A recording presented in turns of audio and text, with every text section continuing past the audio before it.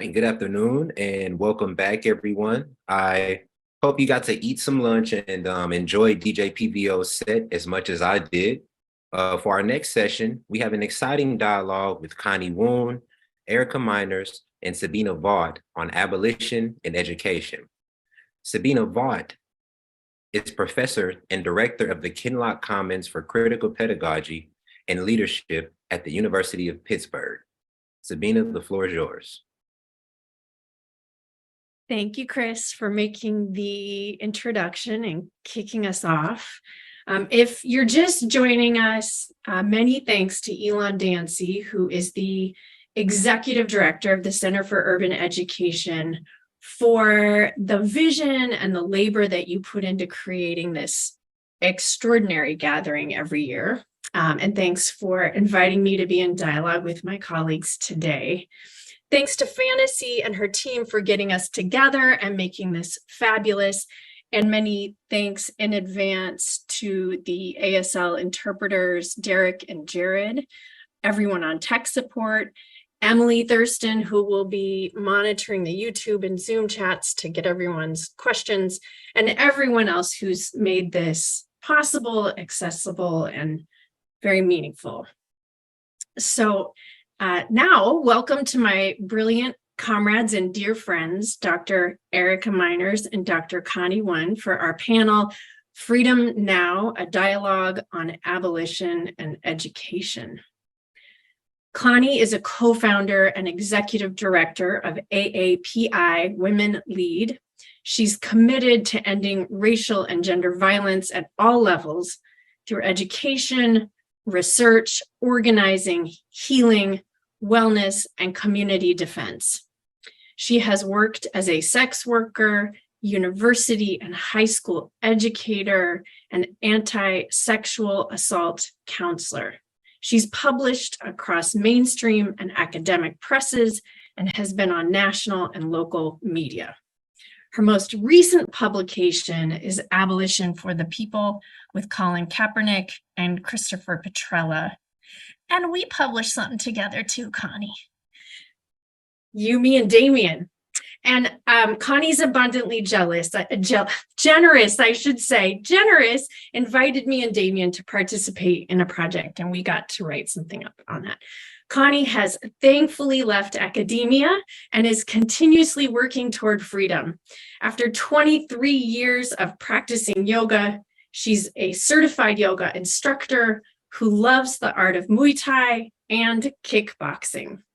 So please join me in welcoming Connie.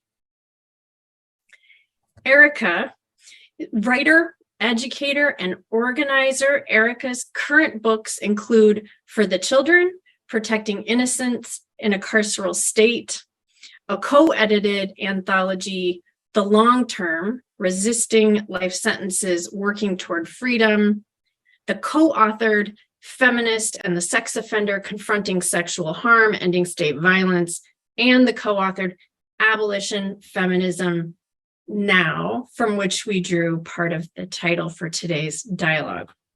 A distinguished visiting scholar at a range of universities and centers, including Humboldt, Trent, CUNY Grad Center, the Simone de Beauvoir Institute, and Chicago's Leather Archives and Museum, Erica has published articles in a wide range of publications, including In These Times, Social Text, Radical Teacher, Women's Studies Quarterly, The Advocate, and Boston Review.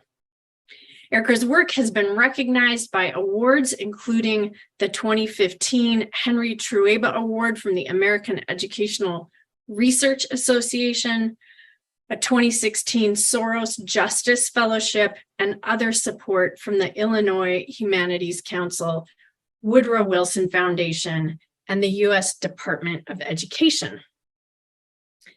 The Bernard J. Brummel Distinguished Research Professor at Northeastern Illinois University, Erica is a member of her labor union, University Professionals of Illinois.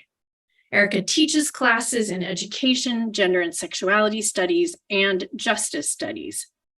Most importantly, Erica has collaboratively started and works alongside others in a range of ongoing mobilizations for liberation, particularly movements that involve access to free public education for all, including people during and after incarceration and other queer abolitionist struggles. A member of Critical Resistance, the Illinois Death in Custody Project, the Prison and Neighborhood Arts Education Project, and the Education for Liberation Network. Erica is a sci-fi fan, an avid runner, and a lover of bees and cats. So please join me in welcoming Erica. Erica and Connie and I will talk through some big questions for a bit and then open up for participant questions.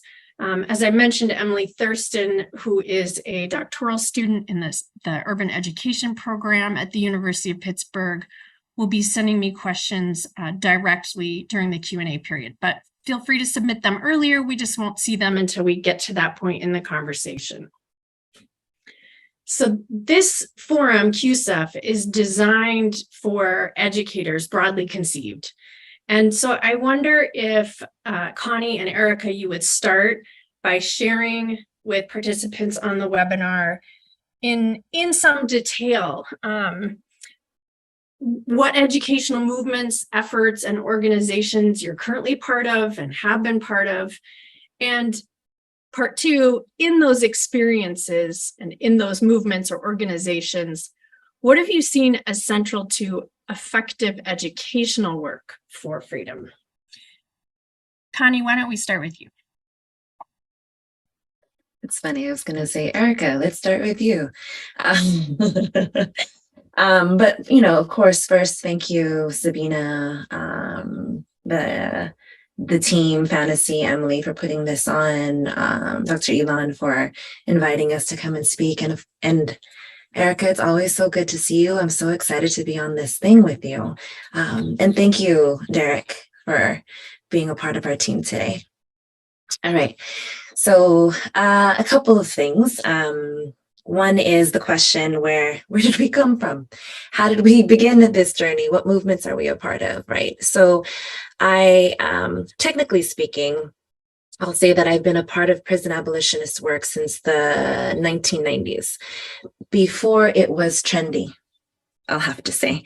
And I was a part of some of the youth organizers at Critical Resistance in 1998 in Berkeley, California, and then subsequently a part of different other abolitionist organizations, including as a board member of the Prison Activist Resource Center, which was also based here in the Bay Area. And again, this was before it was anything close to trendy. In fact, we had surreptitious meetings and clandestine meetings, and we were afraid we were going to get in trouble.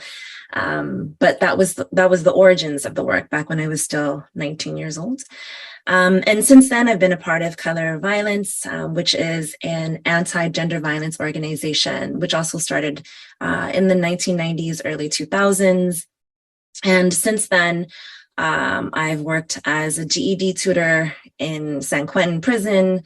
And I say these things because they were not necessarily a part of today's abolitionist movements, but I do want to name that we existed in the 90s. And I do want to say that we studied very closely with political prisoners and learned quite a bit from political prisoners, both who were currently incarcerated at the time, who had just been let out at the time.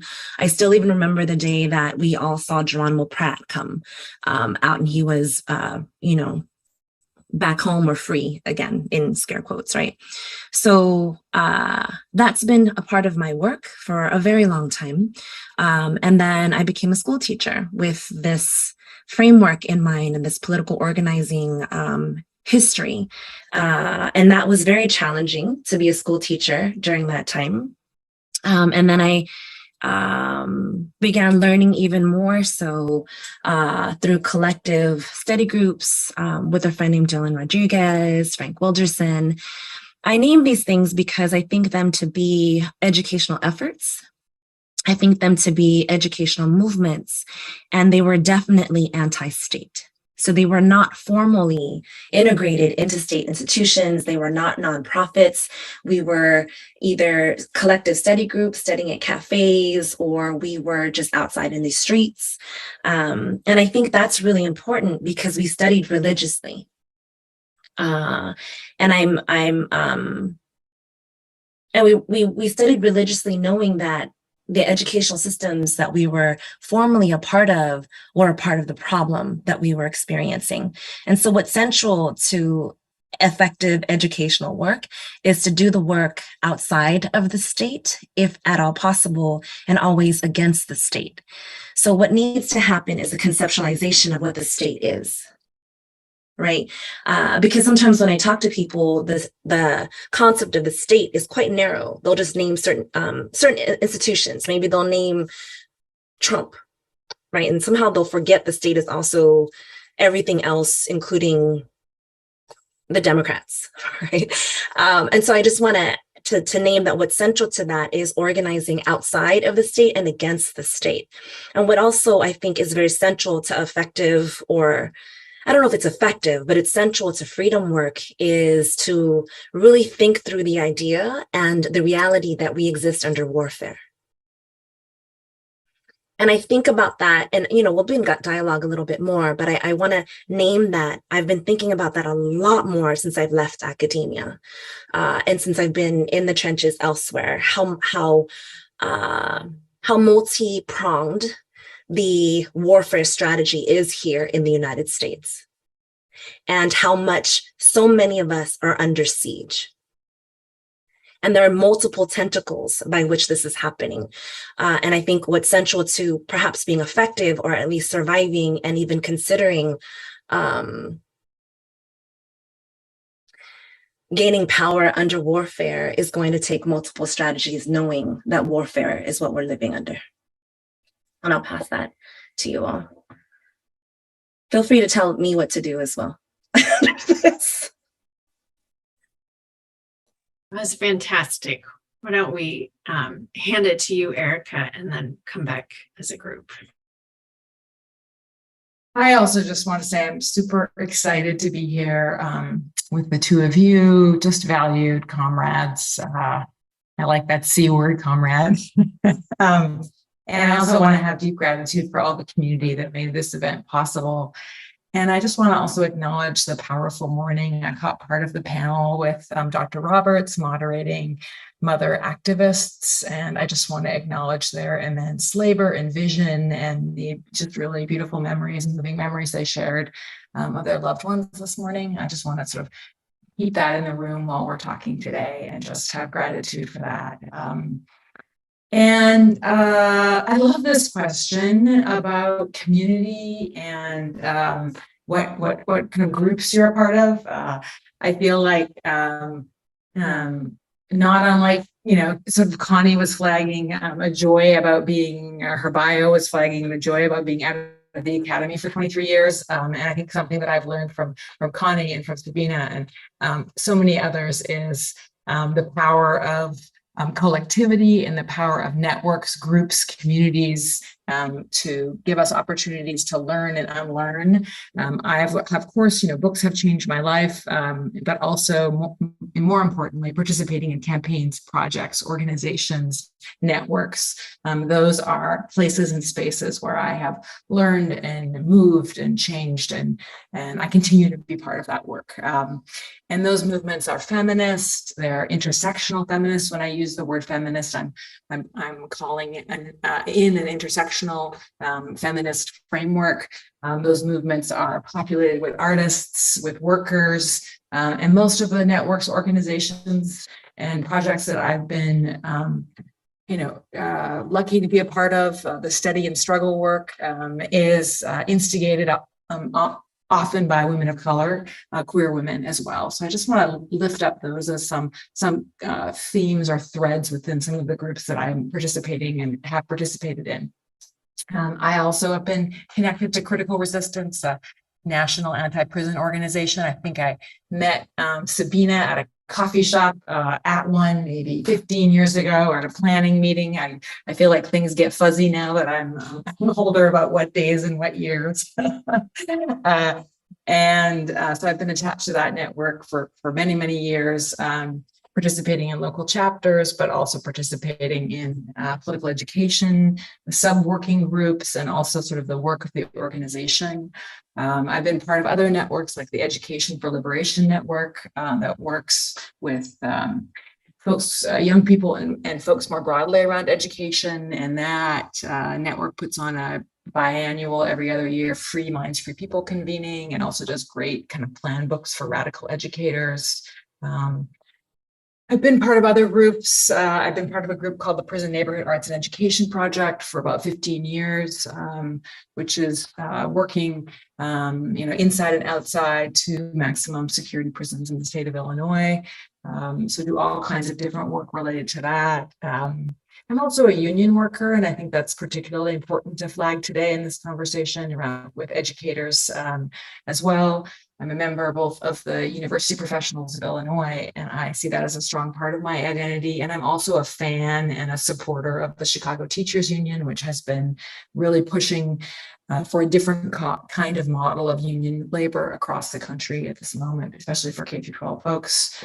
So I feel like this is a bit of a shopping list of kinds of things that I've been involved in, but I want to come back to that point that I made at the beginning, that I feel like all of these movements, whether it's my own labor union, whether it's being a fan of other labor unions, whether it's my long-time connections to organizations like Critical Resistance or the Education for Liberation Network, or some of the more pop-up groups.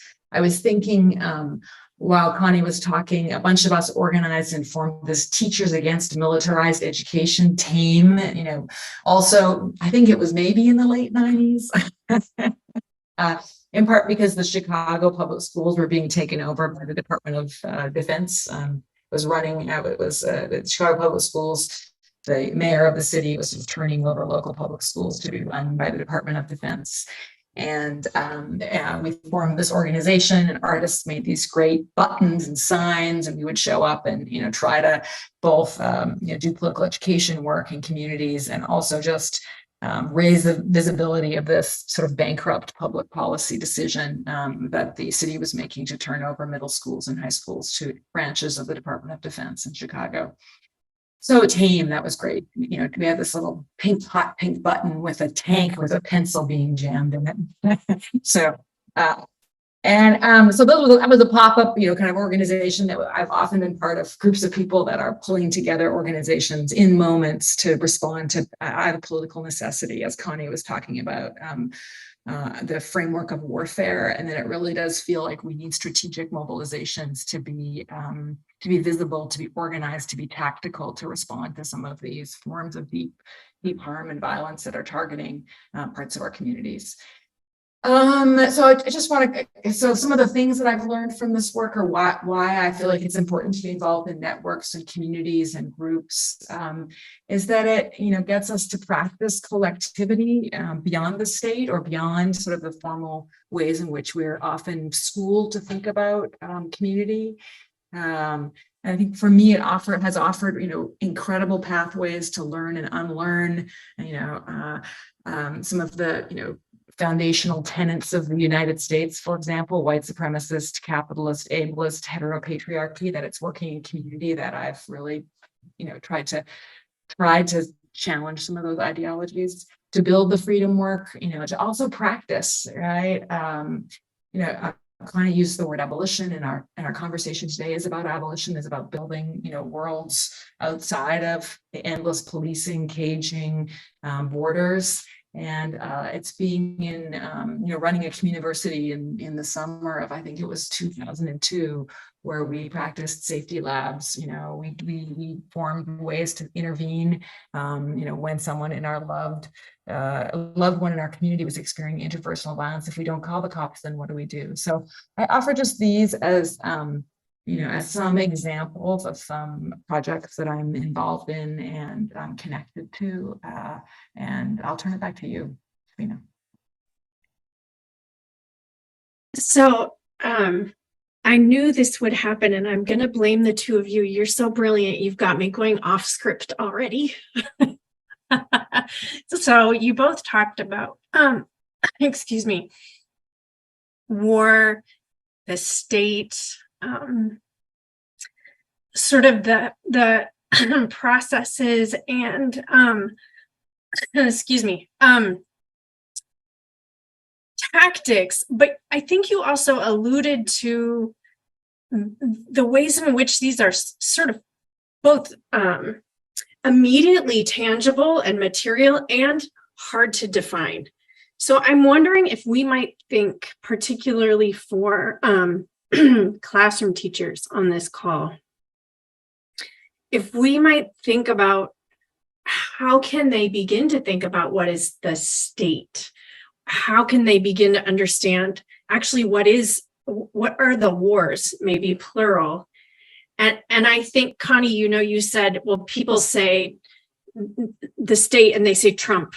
And I think it is confusing in some ways because the state gets confused with government. So what are those capacities that are the state, those sort of structures and ideologies? And then how do different governments take those up? And if we think, oh, well, if we get rid of DeSantis, then, Florida will be fine, doesn't really get us to the state. It just looks at a particular regime in the moment. And I'm wondering if that would be helpful to thinking about warfare as well, given that the warfare might feel like it's enacted or undertaken by regimes like DeSantis's regime, but there are state structures that make that possible that maybe get hidden or are confusing to see, particularly when people are working in a state institution, a massive state institution. So I'm wondering if the two of you would just think open-endedly. It doesn't have to be comprehensive or conclusive, but how can educators start to ask this question? What is the state? Where do I see it? What does it look like? How is it different from government? And how does that help me understand the warfare that's occurring?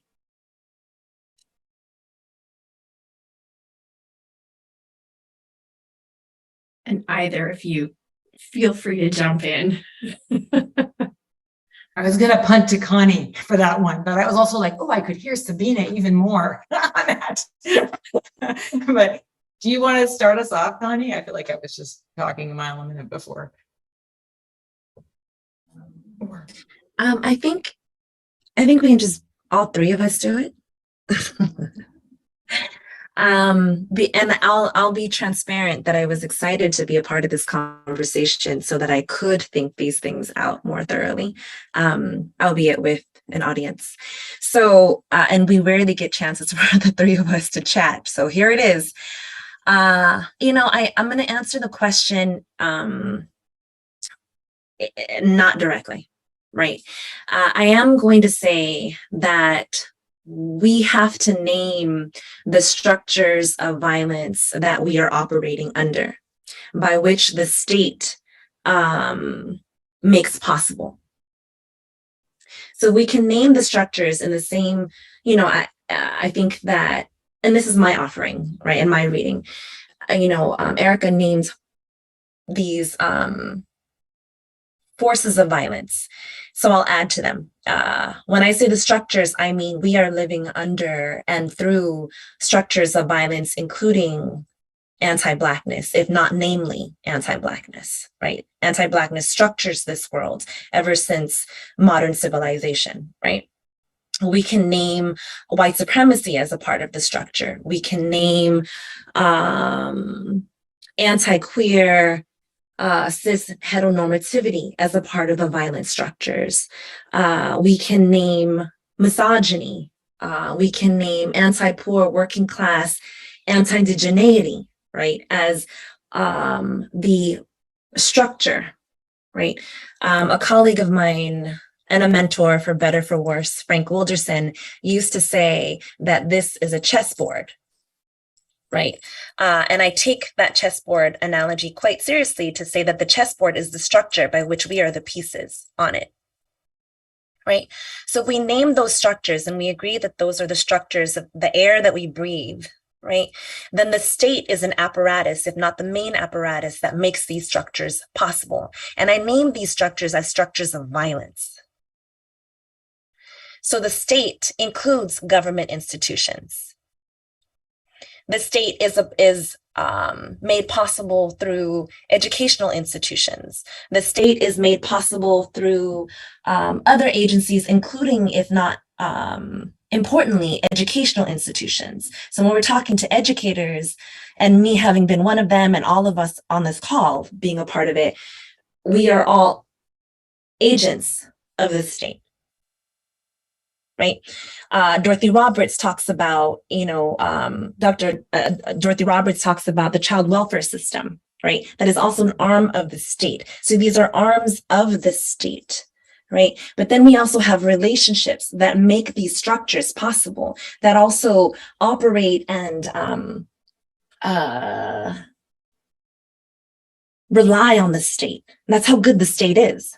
Right? The state makes you compulsory, right? See Sabina's book, Compulsory Schooling. Like, it makes us reliant upon it. It gives us no other options, right? Given even Erica's work, when not even, but especially when Erica was saying these prisons, these options, if we're not going to call the police, who do we call? They've taken every option outside of the state. That's how you know it is a unidirectional form of warfare. You have no option out. And even if we try to do guerrilla warfare, right? Like, how? Because they're everywhere, right? Not only are these the state institutions, we're talking about the relationships that deeply rely on these institutions, that find their joy and their pleasures in these institutions, right? And in the cultures by which these institutions like proliferate, right? So when we go to like our sports stadiums, everybody is standing up for the flag. And then you get booed if you're the only person sitting down. Like, how dare you, silently object to the state and the empire and the structures by which they are cheering and their livelihoods and their joy is coming from, right? So I think we have to name these institutions, these structures, and the relationships, and even the I said relationships, but I think I'm trying to code switch and make it like our libidinal, like our desires, right, are also a part of these structures, right? Our impulse to punish particular bodies, right, are also conveyed and made possible by the state and the structures by which we were all made possible here. So I say to the teachers and the educators and ourselves, like, what roles do we play as their state agents? Are we there to diversify the state agencies of so much harm, or are we in there to destroy it? So you have to ask yourself those critical and very practical questions that Sabina started with. What's the practical role of you? Your practical role is to ask, are you an agent, or are you here to destroy it? And if you are here to destroy it, how are you going to do it? And how far along are you going to go? And who's coming with you? Right? That's all. I've been thinking about this for a minute too. Oh, by the way, Miriam Kaba just cited you, Erica, in her what's it called, her newsletter, and your definition of the carceral state today. So I just thought about that. I might have been referencing that too, by the way. Oh, and also I just want to say it's so great to be in conversation. And like Connie, I was like, oh, I can get, we can use this as a working session to get a little crisper. I mean, I feel like I've been going down like an anarchy side road the last, couple of years, and I'm kind of excited about that. But I think this question, just to build on, Connie's brilliance, I'm here just as an example. I'm here in Illinois, which is a Democratic supermajority state, and our governor just passed a ban on book bans, right? Saying that we can have no book bans. So in some ways, in some sense, one might look at our governance structure and say it's sort of like a good governance structure, that we have like a good, but we still, I mean, there's still, kind of Connie's point, there's still deep kind of embedded, I really like, the sort of libidinal energy that you brought to that conversation as well, Connie, as not a sidebar, as a serious point, I think really important. There's still kind of work to be done, even in a state where we might say, we just elected, Brandon Johnson, a mayor who's kind of, one of our people from the Chicago Teachers Union. But, 40% of the city's operating budget in Chicago is still spent on policing. We still have a $33 million contract for Chicago Public Schools to put police in schools. And even if we did win, which we have a long campaign to remove police from schools in Chicago and CPS, to remove CPD from that, that's not we still have the work to do to challenge that white supremacist, capitalist, ableist, heteropatriarchy that is sort of built into the framework of how we think about public schooling, right? We were just referencing, Dr. Roberts, who's reminding us that, if we get cops out of school, then are we going to have, social workers doing the work of policing? So this attention to, I think that state, state making and statecraft is something that, or a different, like slightly, related version of that commenting. We're making publics, right? But we're also the entities that are doing that. And we are,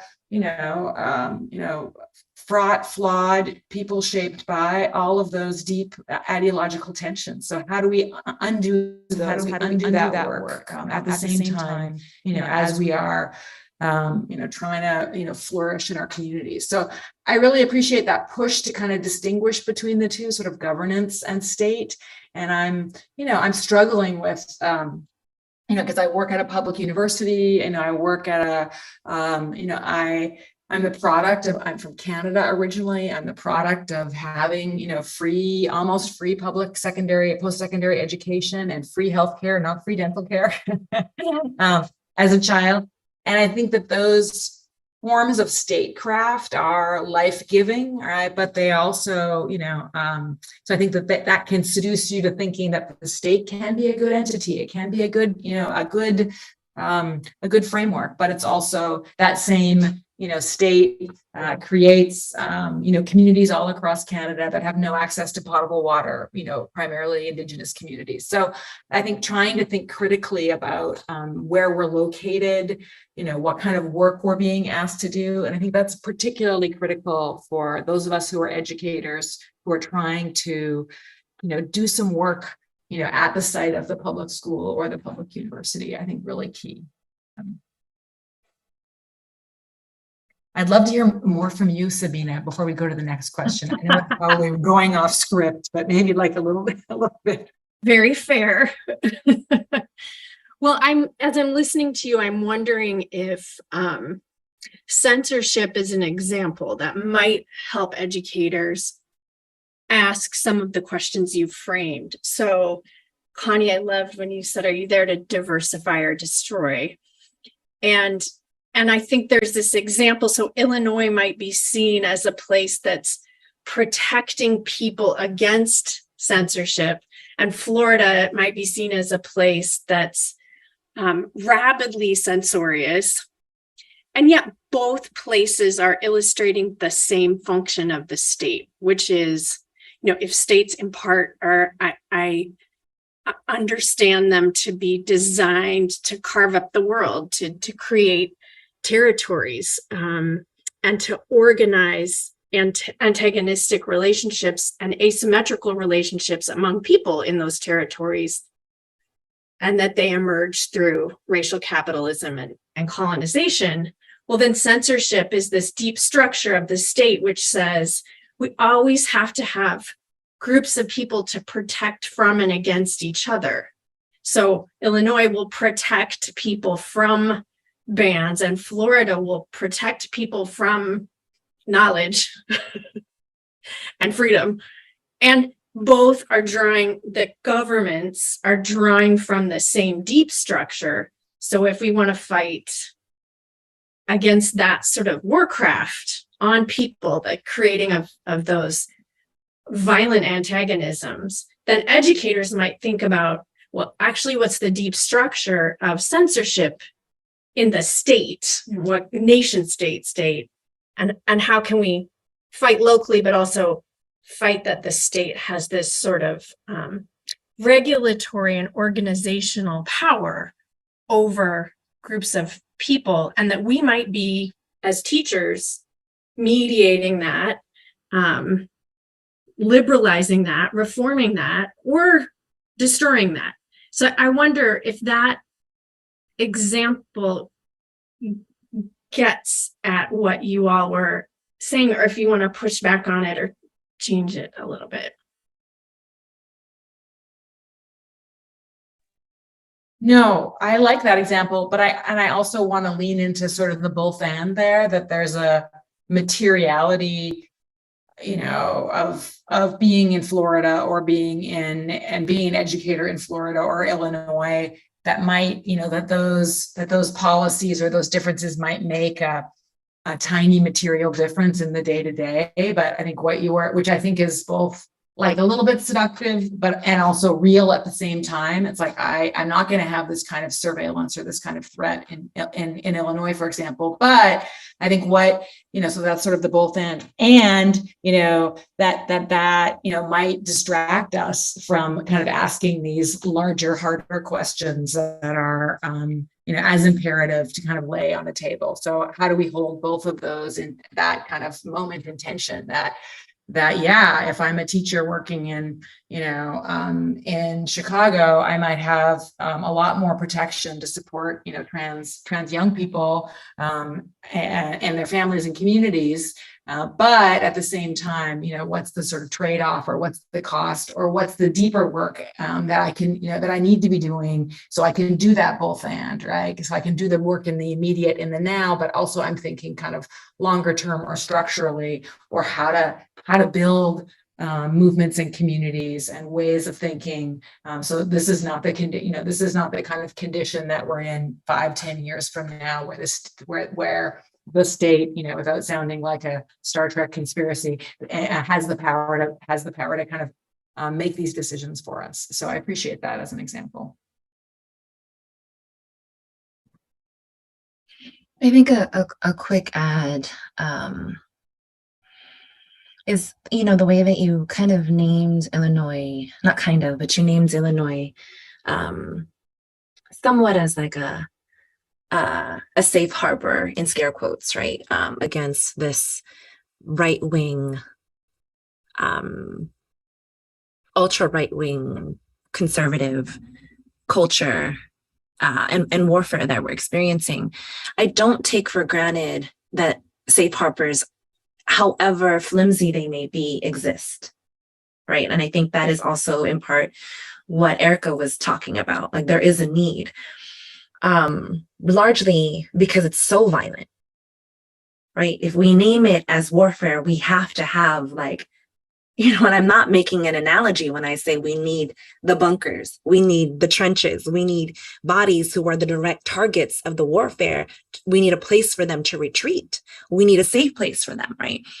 So in large part, to talk to the educators again, like, what role are you playing when you're able to identify who the targets of this warfare are, right? What role are you playing in that? Are you one of the people for whom this warfare is really geared towards destroying or utilizing or extracting from? Are you an object of this warfare, right?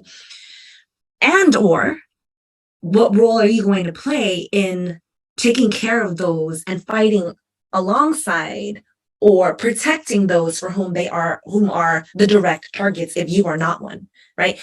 And I think that's really important, because we are not equally subject to the warfare, right? We are not all, it's not like democratic warfare, right?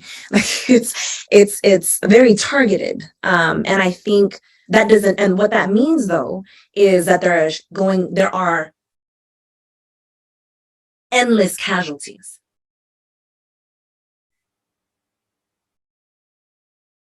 What is genius about warfare here is that it seems to only be symbolic, right?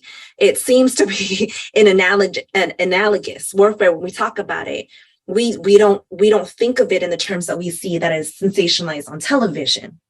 But in fact, it actually is happening in Chicago, in Oakland, in Oklahoma, in Pittsburgh, in Philadelphia, in all of these places, all of the time, particularly against Black people, Indigenous people, Brown people, queer people, right? And then we see it happening in these ways that are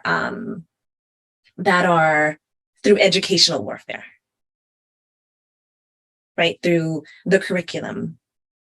And so I want to name that there is a need for these safe harbors and that they are important, but they are temporary. When the war seems to be atemporal, right? Unless abolition comes into fruition. Hmm.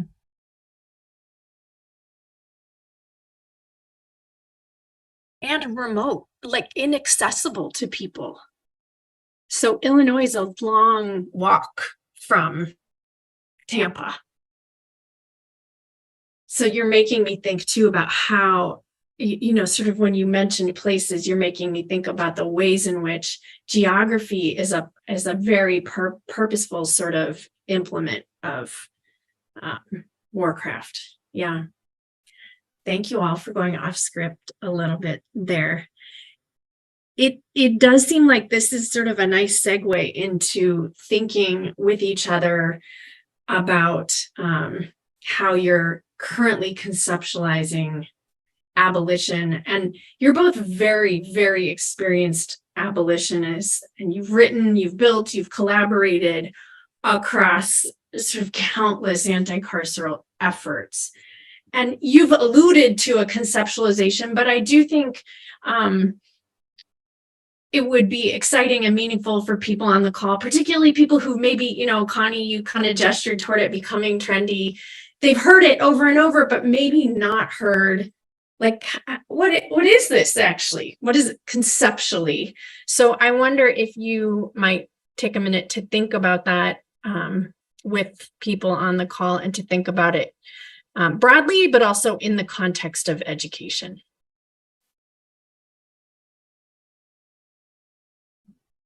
I'd like to learn from Erica first, please. Oh my gosh, I'm loving this. I feel like, maybe I'm just like old school, and I also have been, when I first came to abolition thinking from a convening in Illinois, downstate Illinois. I love how the state that I currently reside in now, it has like a place in this call, in this conversation, which is a little daunting to me, because we certainly are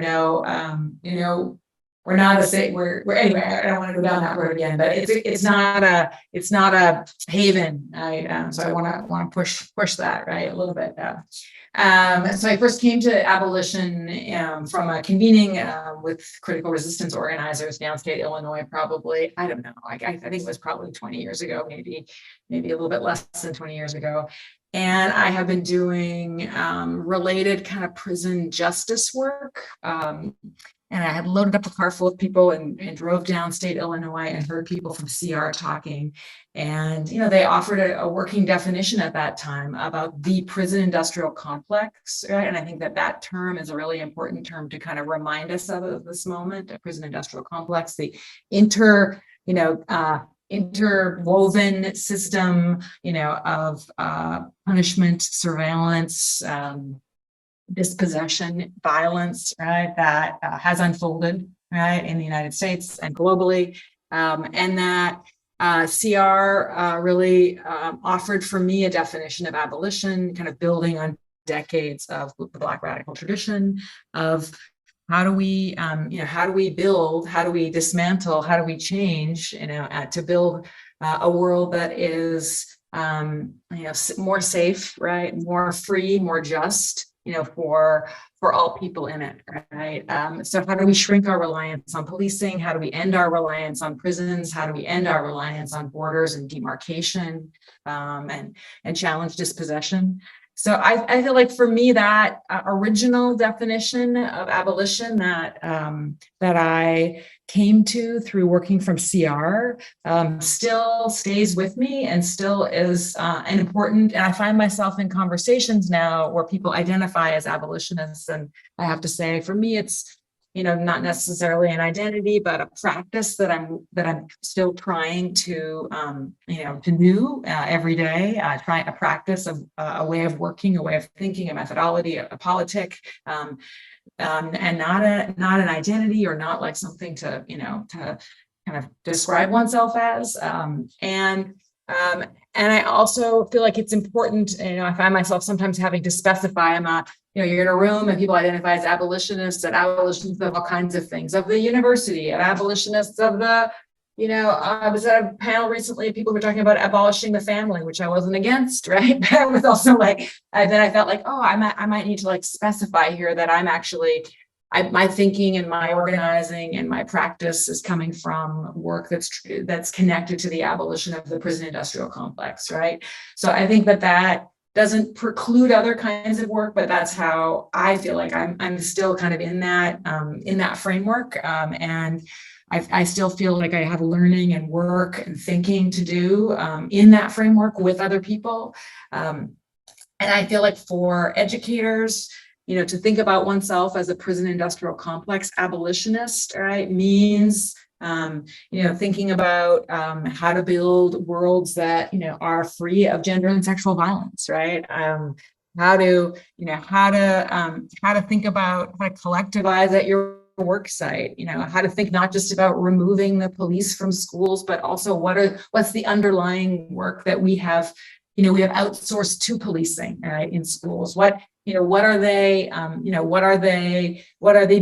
being asked to do? Because it's no use, just, defunding the police in our schools if we're going to bring in social workers to do that exact same work, right?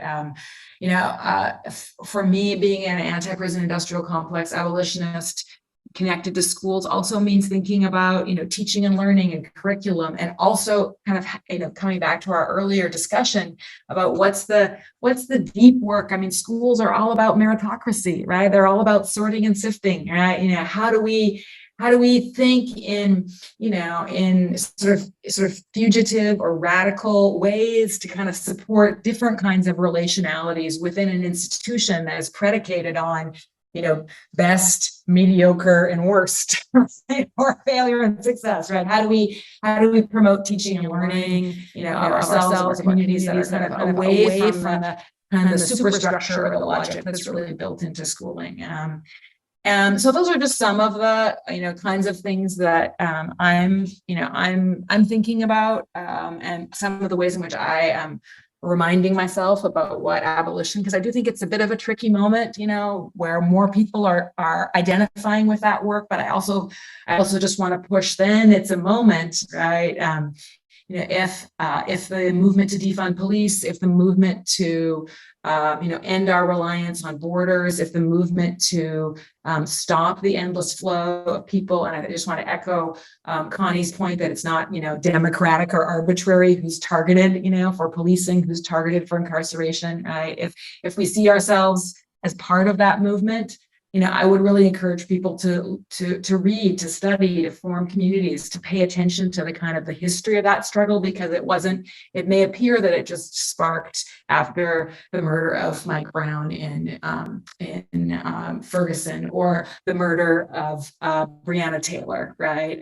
But there's long kind of histories to those demands and to that movements, to the movements of communities, particularly Black folks, particularly folks that could never rely on the state, right? Like undocumented communities, like queer and trans communities, like sex workers, right? That those movements have been those communities and groups have been at the forefront for decades, right? Of figuring out how to be safe, how to support one another. We call it mutual aid now, how to live, right? That it's not relying on prisons and policing. So it might appear that it's a newer movement, but it has long, rich, deep history. So I think the move now is also, in my book, there's never any moment that doesn't require more study. Of course, always struggle, but more study. So I think that this is a a great moment for those of us in schools to form reading groups, right?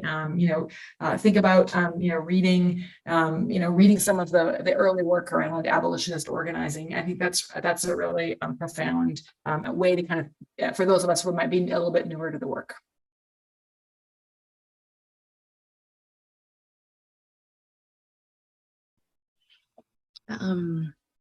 Erica, thank you for reminding us the central focus of the prison industrial complex. I think I really appreciate that, because as you've named it, I'm fine with people wanting to abolish everything, but I am mostly interested in people understanding very clearly what it is that they are trying to abolish and their relationship to one another. And I say that because as someone who, learned from critical resistance when I was 19 years old, the things that I studied were Leonard Peltier's writings, right? Who was still incarcerated. Mumia Abu-Jamal, who's still incarcerated. Assata Shakur, who is, has a bounty on her still, right? I named these people in part because they're three of many political prisoners for whom I would say were central to a lot of our thinking in the 90s when we were beginning to popularize the idea of abolishing the prison industrial complex. And I think those roots are very important because what they were naming and the main reasons why they were incarcerated was because of anti-Blackness, was because of anti-indigeneity, and was namely because they were freedom fighters fighting against anti-Black regimes, including, if not namely, the police, the military, right? I think that's important because prison is one of the main arms by which the freedom fighters I just named were being punished. And prisons are what needed to be abolished because our freedom fighters were being punished through them. And policing was to be abolished because those were the forces of violence that were part of the warfare against Black people, Indigenous people, and other communities, marginalized communities, but namely Black and Indigenous communities. And I think that's very, very, very important to continue to name when we think about abolition, because I think it has become, and I'm glad that it's become, more it's become a part of mainstream discourse. But what has not become a part of mainstream discourse is the roots of freedom fighting within there, right? And what they were fighting, what we have been fighting against. I think that's really important. I say that because through your work, Erica, and Sabina's work, I have been thinking a lot more, when I was in grad school, you two were the books that I read and the articles I read around the school prison nexus. And I think it's still very, very brilliant, relevant, and if not the name of what we are fighting against as well, right? How did schools and prisons coexist and co-create one another? Because Damien Sojourner's work, who is not with us, but is a dear friend of ours, talks about, the first forms of anti-Black policing happening at the school sites against Black liberation movements. So we have to go back again and name what were the prisons for? What is policing against? And it was often, if not often, it is foundationally anti-Black, anti-Indigenous, anti-worker, and I'm only naming a couple of things, right? Anti-queer, right? So I think that's important for us to think through when we are conceptualizing abolition. Abolition means to destroy the institutions or to not undo, but to, I'll just say to destroy the institutions that make this place uninhabitable. And I think, and we have to name why it's uninhabitable, not just because we feel like it. Right? And if you have a feeling and an intuition around it, I'd like for you to dig in and find the root of that intuition. And hopefully it's because you recognize that the state agencies have been so oppressive and violent that you'd like to abolish those institutions and those forms of relating, right? So that's something that I've been thinking about. I've also been thinking a lot about the ways, and I think Sabine and I have talked about this, what has, and Erica, you mentioned this too. I'm starting to see people just say, hey, my name is so-and-so and I'm an abolitionist. And I'm like, I didn't know that it was an adjective, right? Versus like a lifelong project. And I think that's important, not because I'm against you identifying as such, but I'll mention it again. It takes a lot of collective study, and what you're asking for is almost the end of the world. So I think the concept of abolition needs to be taken very seriously. Otherwise, what we're noticing is people use that concept so that they can get book deals, so that they can get funding, so that they can get credibility, so they can get dates, right? Which is fine if you're finding your community. But I'd love for us to come back to the origins. Are you ready for the warfare that comes with it? And are you actually participating? Or did it become a part of your LinkedIn profile? So that's where I think we are with abolition. That's what I'm hoping that we can push against and further when people are now thinking about abolition, right? Are you ready for the warfare? Because I would like for us to be. I'm not against it. I mean, we need a lot of people. So just be ready and do the training for it. I think that's key too. Like if we're fighting a war, I need us to come for the training. I can't have you coming in just guns a-blazing and just shooting the wrong people. You know what I mean? Or whatever it is. Anyways, but I actually don't mean that metaphorically either. I actually mean that very literally. So I don't know if that addressed the abolition question.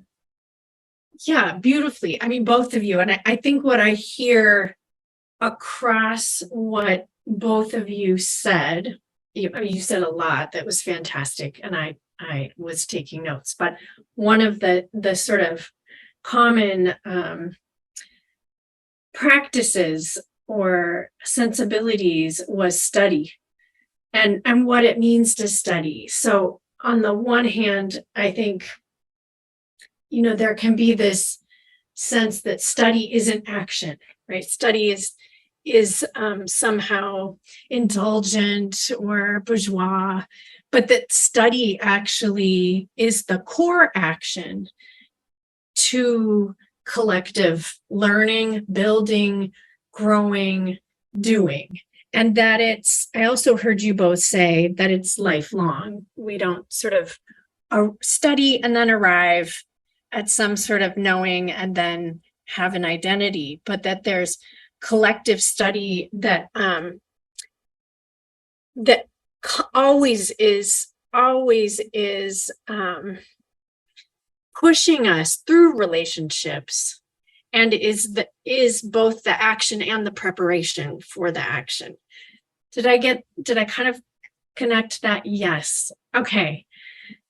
So if we're thinking about study that way and thinking about it as radical action and as collective, I'd love to get into your work a little bit, you all's scholarship and writing and speaking, and think a little bit with people on this call about the specificities of your work. I was gonna, and you all, their work is just abundant and rich. And I encourage you to, you could have a Connie One and Erica Miner study group and it would last like 5 years and it would be fabulous. So dig in. But as a starting point to dig in, I wanted to ask you, Erica, to think with us a little bit about your recent co-authored text with Angela Davis, Gina Dent, and Beth Ritchie entitled Abolition Feminism Now. and the question can be open. I don't want to determine what you want to share, and that also may have changed based on the wanderings of our dialogue. But I would love, if you're wanting to hear the ways in which you all thought about this insistence on thinking and acting globally, and the sort of importance and impulse of moving away from a US centric abolition as, you know, a form of imperialism, so that there can be, you know, Trio talks about there can be critical imperialisms, right? Just because it's critical or radical doesn't mean it doesn't become imperial. I thought you all wrote beautifully, and I'm wondering if you would sort of think through that and how you all were thinking about that centrality.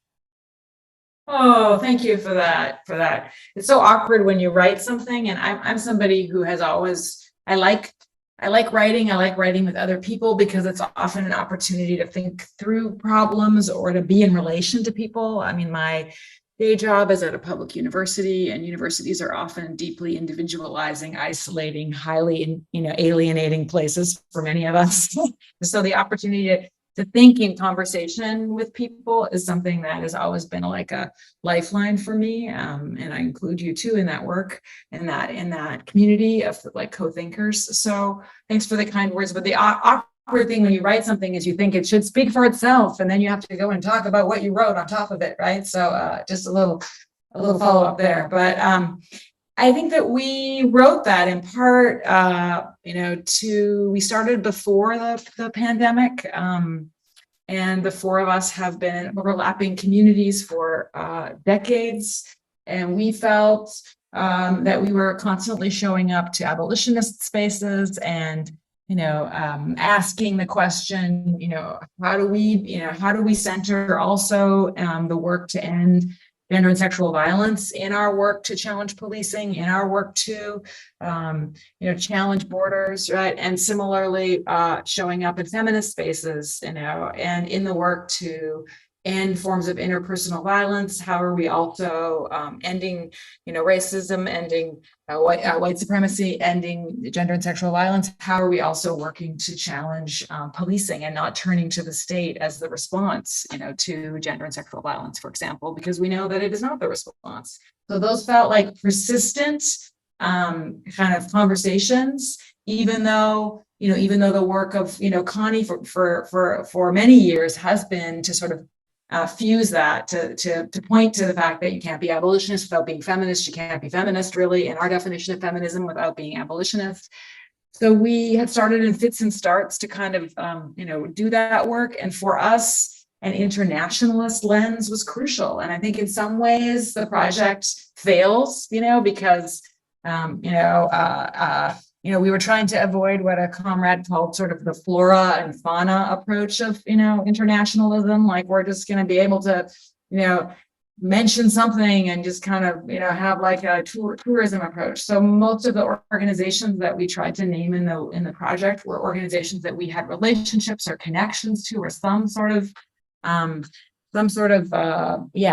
connection, or we knew the work. And I think that felt really important because, the United States is certainly not, the project of the United States, the harm of the United States is not a central, it's not something we wanted to anchor the project in. We wanted to be able to point to this work as flourishing and not bound by borders. And to also, I think that's particularly important for people who live and reside in the United States. Often, we have a very myopic approach, right? What we have done is sort of the center or right, good and normal, or, and trying to decenter that, even gesture towards decentering that seemed really important to all of us and seems, again, still important today. So I think that was, and I think that another thing that we wanted to lift up was, and this became even more crucial as we were working on the project, during the uprising connected to the rebellion, connected to the summer of 2020. It felt really important to lift up these long genealogies, these long histories, this sort of long work that feminists, in particular, women of color organizers, had been doing around creating safety, around challenging and naming the false promise of safety that the state would offer, right? And building sometimes nascent, sometimes flawed ways to take care of one another, to support one another, when clearly the state was not doing that work, right? Had no interest in doing that work, and often the state would be the biggest perpetrator of gender and sexual violence, for example, or white supremacy. So it felt really important, and more important after the rebellion of summer 2020, to kind of lift up those histories, to remind people that this moment, that the millions of people suffusing the streets, yelling, defund the police, that the people who've been carrying that work were small grassroots organizations, and internationally, who were doing that kind of proto-abolitionist or abolitionist work, which was about naming forms of violence perpetrated by the state, building alternatives, right? Building other ways to take care of one another, other ways to live, and creating other languages, other sets of relationalities. Because often those histories, in particular, because they were built, those examples or those practices, they were done by, I think of, we have a chapter on Chicago, and I think in the 20 years that I've been here, overlapping a little bit with Connie, wonderfully, has tiny little grassroots initiatives that would be sort of in the dustbin otherwise. So it felt really important to kind of amplify and offer not the history or one history, but a little bit of a mapping of the feminist work that had been ongoing globally, right, for many decades, that was offering kind of abolitionist and proto-abolitionist campaigns and projects. So, and then I'm also just naming centrality, kind of a theme that political education has always been central to that work, right? Teaching and learning and unlearning has always been central to any kind of, proto-abolitionist, feminist abolitionist campaign or project, right? Trying to work with the community, work with ourselves, create opportunities to, as Sabina was saying earlier, both to study and struggle. So that felt really important. And I think, it still feels relevant, and I'm excited about how the project has traveled. I'm excited also about all the conversations that that I have been a part of connected to that project, but also learning. It's so great to even just read on the internet, new examples, or other work that's emerging, that has been ongoing in India, right? Or work that has been going on in South Africa, right? All the work that people have been doing that's not included in our book, but other people are going to create new records or new ways to amplify that work. And I think, yes, I think we need an internationalist analysis. Yes, we need to think about what's the practice. The book has a heavy emphasis on what people are trying and doing, right? But also what's also the work of that old term praxis, theory, plus action, plus reflection, is really a central core as well. We want to have a framework about where we want to go, what we want to live, and the world that we want to live in. What are the forms of violence that have brought us to that? To echo an earlier point that Connie made, what are we going to try? What's the practice? What are we going to do? And not everything that we do works, right? Let's be honest, right? But we know that what we have currently, 40% of the city's operating budget in Chicago on policing is certainly not making the community any stronger and safer. And then what are we going to try to build safety, right? To try to support ourselves and then reflect on that, right? So that praxis framework seems really important. But I want to hear from Connie now about your work, because I have been avidly following your FAB organization, and just love the conversations and the framework that you've been doing. So I'm gonna assume moderator for a second and move to you.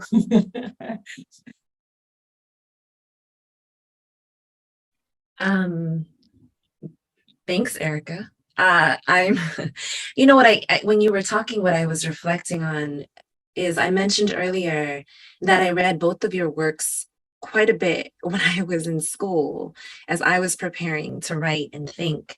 And to go back to your point, Sabina, when you brilliantly paraphrase what we've been saying around collective study and the importance of it, I don't think it's a luxury. I think study in its multiple forms is a necessity. right?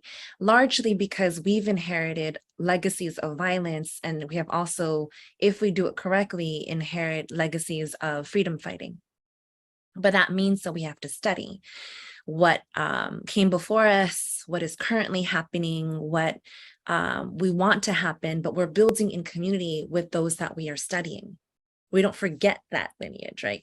Which I think is important, because when I was in Vietnam just about a month ago, I spent some time studying the war, which helped me to think about war here. And that built on my, I built my ideas and thinking and naming of warfare around Dylan Rodriguez's work around warfare, right? So I studied Dylan's work. All three of you are mentors, friends, family members to me, because I've studied you and I'm now in community with you and thinking with you and fighting alongside you, right? That doesn't mean that we always agree. That means we are building together. And I think that's very important, to go back to the point of collective study. And I have referenced a couple of times, I had the privilege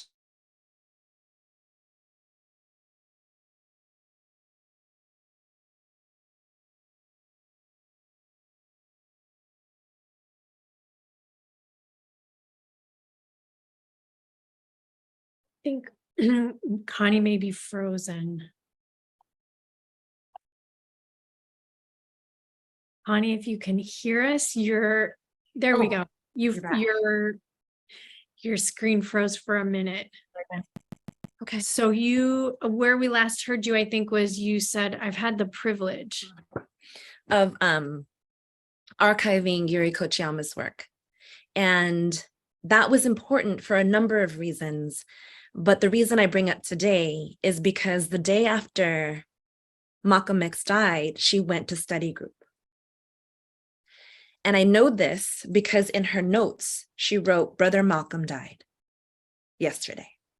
And then she writes all the things that they studied and wrote about and what they were reading, right, subsequently. And so I think about, and these were reading groups that informed her that was a part of her political education, to be a Japanese woman in Harlem who fought for and alongside Puerto Rican independence movements, right? Black liberation movements, fought for the freedoms, up until her death for Mumia Abu-Jamal, Assata Shakur, right? She read and she studied, and I read and I studied her work, right? And this is where my thinking comes from, because I'm better informed. That also means that all of us here collectively and individually study the world, right? And that isn't necessarily a privilege.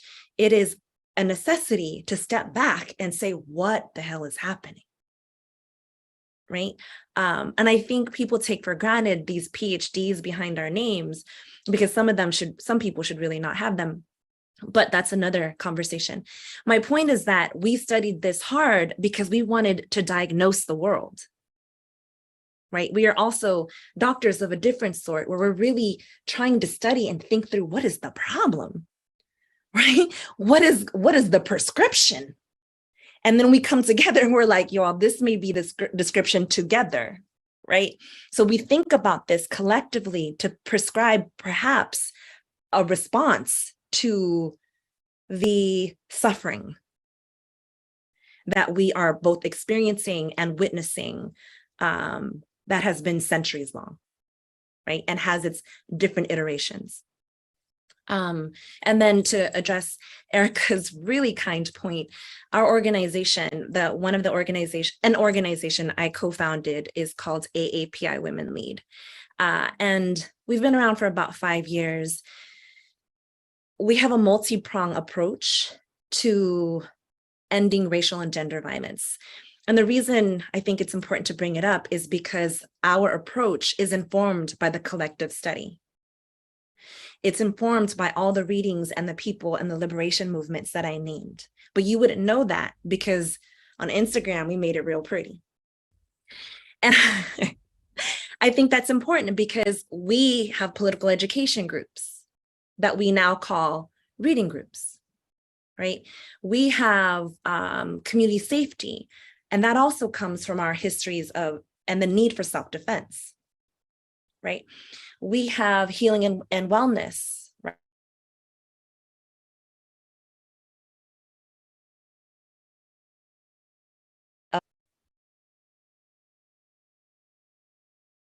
Connie, we're losing you again. It's okay. Froze a couple times. Did you not hear all the great things I said? I heard, I think health and wellness and self-defense, and then that's where it froze for me.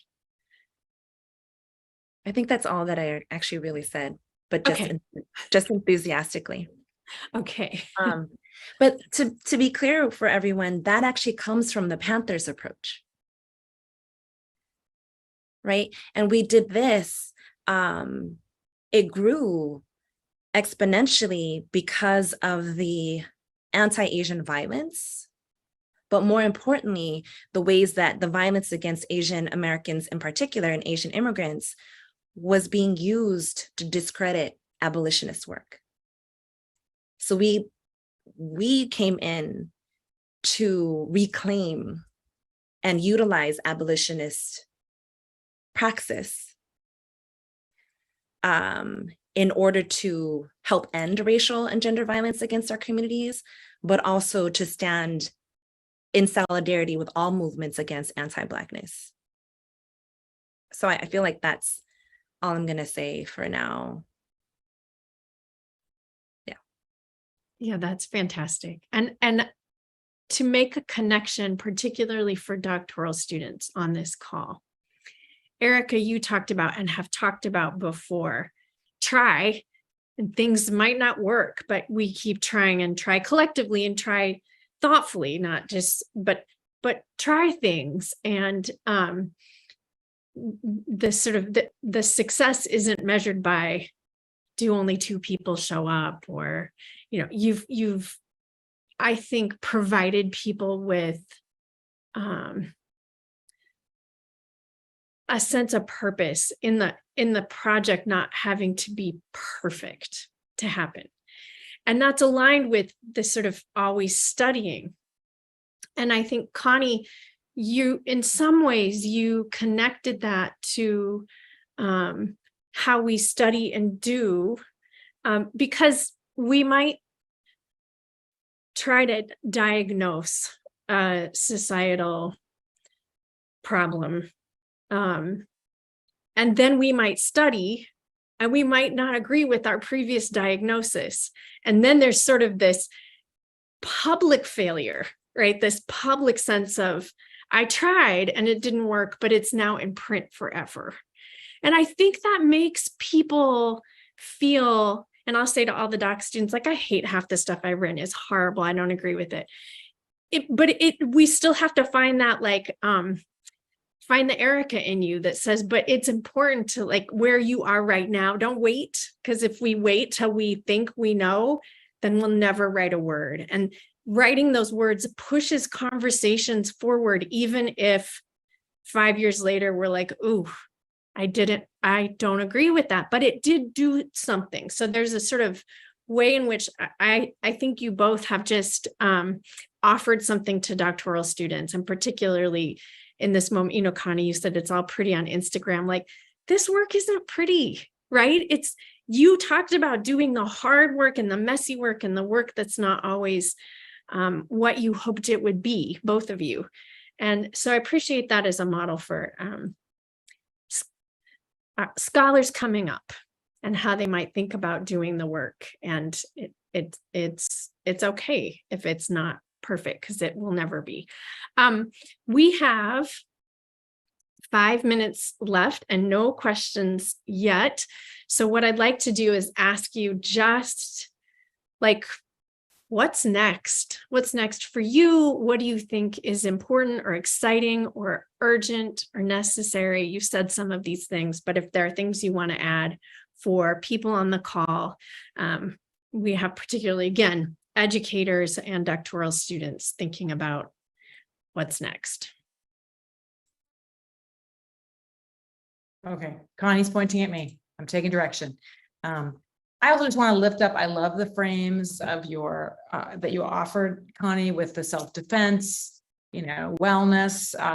I just want to lean into the kind of wellness and joy, and just kind of echo back to the conversation or the point that Sabina was just making about graduate students, and like find joy, and also, writing into the contradictions. A comrade of mine, a mentor of mine, I have complicated feelings about that word, often told me many years ago, is like, often it's the messiness, the places that are the most messy that are actually telling us something, right? And that it's not like we're going to solve that messiness, but laying it out sometimes is helpful. Like, and it's also a way to work through that so you can get to the next messy spot. So, and I think the work is for the long haul. I do want to just make one point about the moment that we're in, because I think we're in, the New York Times has had that horrible article, just a couple of days ago about like, the defund movement is like gone. So I think we're in a very predictable movement, a very totally obvious moment of front lash or backlash or white lash, whatever kind of term that we want to use, to the kind of cultural gains that we made during the rebellion, the summer of 2020. And I think the work, is to recognize that and not be and not fall for that, because I think that's an old script for social movements. The backlash, is, and I think the depth of the backlash or white lash in this moment, the strength of it is a sign of like how powerful those global uprisings were in the summer of 2020, and how visceral and powerful those demands were, and that street organizing was. So I think it is the moment, especially for those of us that might be newer to this work, to not be like, oh, well, I tried, I marched in 2020 and look, now that we failed, right? Is to sort of remind ourselves that social movements, the ways that social movements unfold is often, very deep and strategic forms of repression. So I think we're in one of those moments right now. And I think it means that we have to sort of, lean back into those containers, those small networks, those 5 people in a community center basement, or like in a tiny room in a mosque maybe, or something like that. Those are the people that we want to, find our people again, regroup, support ourselves, think about the kind of political education work we want to deepen, right? We want to engage in study and struggle. We don't want to, move away from the demands that we've made. We want to, double down on those demands, and we want to own, right? And not be, sort of allow the very predictable script that is unfolding right now to kind of overtake us. So I just want to offer that, because I think that's a reminder that this is long haul work. We've talked about that. This is not like a finish line work. And I also just want to lift up, finding joy, finding wellness, finding community in this work, because I think that's also like an incentive to sort of stay connected and to stay with the work for the long haul. Finding people like Sabina and Connie who bring you joy and also you're nourished by. I think that's really important for being able to do this work, for whatever lifespan that we have the gift to have. So I just want to remind people about that as we close, because I think we're in such an intense moment, even in I'll invoke Illinois, even in Illinois, we're in one of those backlash moments, which is just so predictable. So that's me. I love that, Erica. I think it is predictable, because if warfare is not an analogy, then that would be why we're so tired, right? That would be why we are injured. And why some of us are fatigued and not well, because it's warfare. And we are not imagining it. It's actually very, very, very real and tangible. And some of it is symbolic. And that too is palatable. Right. And so I want to take that very seriously and have us be real with ourselves in that reality, because too many of us are isolated in that knowing, right? We're just tired. Like somehow you're home and you're just tired. Like, why am I so tired? It's like my workload. And that's not it. It's because it's warfare, right? You're taking it from the state. You're taking it from your racist neighbors. You're taking it from your homophobic cousins. You're taking it from the movement people who are actually punks, right? But not in the punk like cool way, but like, you know what I mean? Like infiltrators. And what one of my very good colleagues and friends says, if we are under warfare, you can imagine that almost everyone has the potential to be a counterinsurgent. And if that is the case, then being in warfare and everyone having the possibility of being a counterinsurgent is very tiresome for those of us who are on the front lines. And wellness is essential to coming back out into the front lines again. Because otherwise, the way we're thinking has us constantly in the front lines. And if you don't think of it as an analogy, no wonder, I keep not cursing, but no wonder your ass is effing tired. You know what I mean? So we have to come back, go back to the bunker, go get to the hospital and get your wellness going, because you need to be well and nourished if you're going to come back out. In order for us not to be effective per se, but to live. And for not only movements, but for us to, I feel like saying the word triumph. In Vietnam, they say we sent the US home, right? That's how they celebrate the 30th. We sent the US home.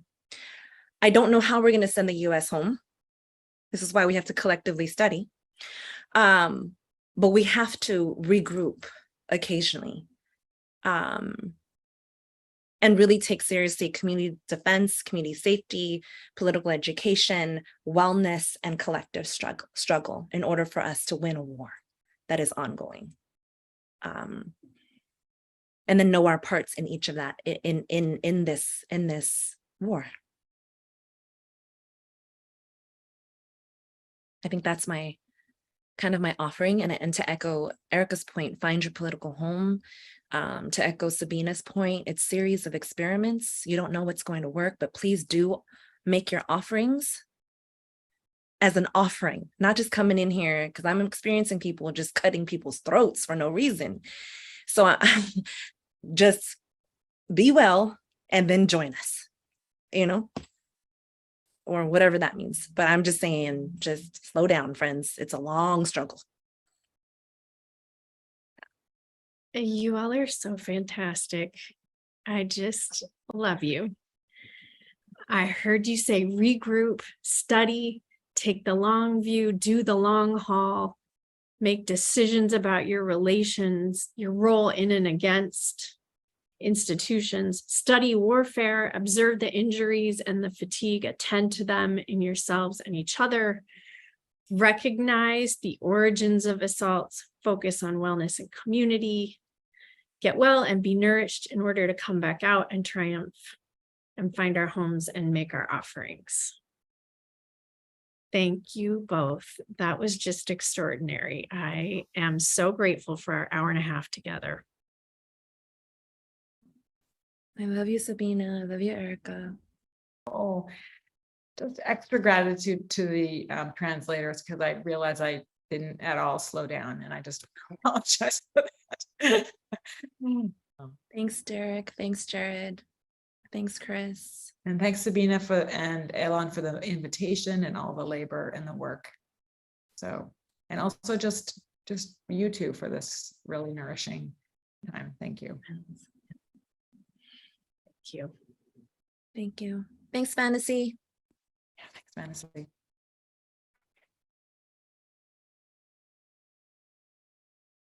Wow. That was amazing. I just want to say thank you to Connie, Erica, and Sabina for such a rich and spirit-shifting dialogue. I appreciate how you all took the time to break down some of the concepts that are common within these types of conversations, but not always explained, like the state and abolition. And thank you all for doing the careful and critical work of describing and explaining systems of violence to further clarify the stakes of our collective struggle and for rightly framing that as war. Um, there are various interconnected systems and ideologies that you all spoke to, like anti-Blackness, white supremacy, and cis heteronormativity, that make the violence of the state and its agents possible. And you each speak to them in ways that were very clarifying. And I just want to underscore that we need this type of clarity to continue the fight for freedom. We need to understand, we need to understand the necessity of study in this process. Connie said something that's really been resonating with me, which is study is necessary because we've inherited legacies of violence. But if it's done right, we've also inherited legacies of fighting for freedom. And so I hope that our audience continues to keep that with them and carry it throughout the rest of the time that we'll spend together this week.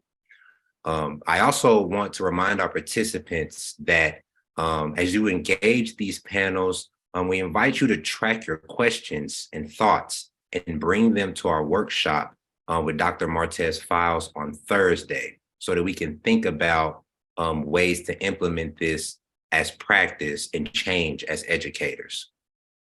So as we transition to our final session of the day, I want to make sure that the audience knows that you are to stay on this Zoom link as we transition into our plenary session 3, which is the youth panel.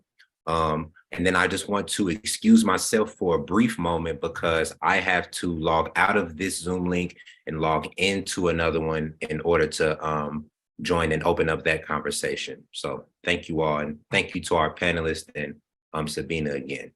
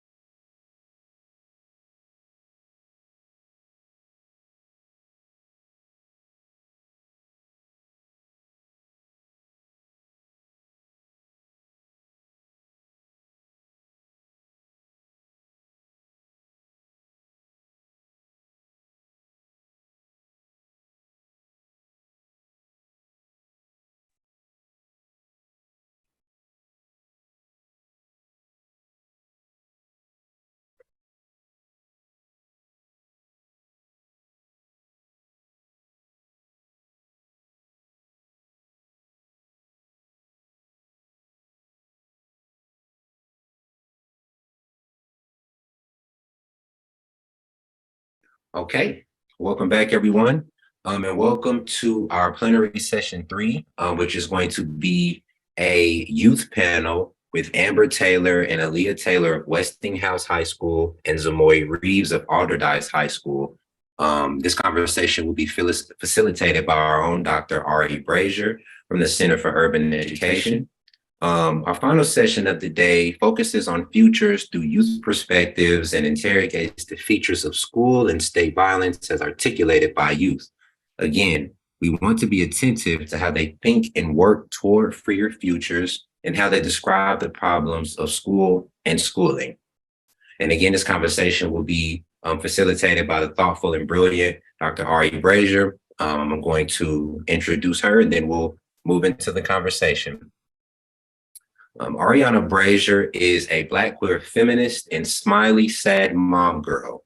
She is a play-driven community organizer and educator who is motivated to raise a joyous, free Black child.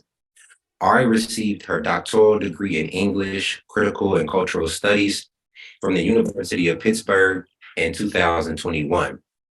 Ari has been described by the people she loves as Southern, explosive, abstract, intricate, and awkward. As a researcher, Ari's work is centered on Black children and families living in poverty in the Southeast United States. She documents how Black child play functions as a grassroots method of community-based storytelling, teaching, and organizing. As a human, Ari is navigating a period of spatial and emotional precarity. Motherhood continues to be a kaleidoscopic experience. All the while, her son, Remix, is the most revolutionary joy she has ever known. Thanks again, Ari, for facilitating. The floor is yours. Thank you, Chris. Hi, everybody, and welcome to our youth panel. Today, we are here with Amber Taylor, Aaliyah Taylor, and Zamori. I cannot see your last name on the screen. And so we're here with these 3 incredible high school students to talk about their school experiences, as well as their accomplishments and their joys. And so just as a disclaimer, I do want to share that we'll be accepting questions via the chat. I'm likely to wait until the end of the panel to introduce those questions, but should any that are immediately relevant or already being addressed in dialogue come up, I'll be sure to pose those to our panelists as well. So I think before we officially get started, it would be helpful if we allowed them to introduce themselves. So maybe we start with you, Amber. Just tell us a little bit about yourself and who you are, what you got going on. So my name is Amber Taylor. I just recently graduated from high school last Friday, so I have that going on. I plan to further my studies at Coppin State University, where I will be studying pre-med with a minor in African American Studies. Congratulations, Amber. Okay, Aaliyah. I just knew you were coming to me next. Hi, my name is Aaliyah Taylor. I am a freshman in high school right now. What I am doing right now, I am running my own business, which is AT Team Publishing Workshop. That's what I'm working on right now. I am currently attending Westinghouse Arts Academy. It's a different school other than the other Westinghouse, but that's what I have going on for myself for right now. Thank you, and congratulations on finishing out your first year. And Zamori? I'm a sophomore at Alderdice. I have a very strong interest in law enforcement. And right now I'm like working with the community engagement office and the mayor's office. So. Well, thank you all for being here and for taking the time to teach us all that you all have to offer. So we'll get started with the first big, broad question that we've discussed, which is, what do you know about the school to prison pipeline? And as you're sharing what you know about the school to prison pipeline, we'd also like to know examples of the pipeline in your school specifically. And so this is open to anyone who wants to answer. So What I know about the school to prison pipeline is that it's very relevant, especially in schools like mine, which happen to be in urban communities. Um, the way my school is kind of set up is set up to where you can do one minor offense and it comes with extreme consequences. Um, such as like, skipping class or whatever, it's high school. Kids want to skip class, kids skip class everywhere. We're teenagers. What are you going to do? So if you skip class, you'll get sent home with like a 3-day suspension. I feel like that's not really fair because it's skipping class. Yes, okay, you shouldn't skip class. You should go to your classes and do what you need to do. But at the same time, I feel as though a 3-day suspension does not, add up to skipping 1 day of class.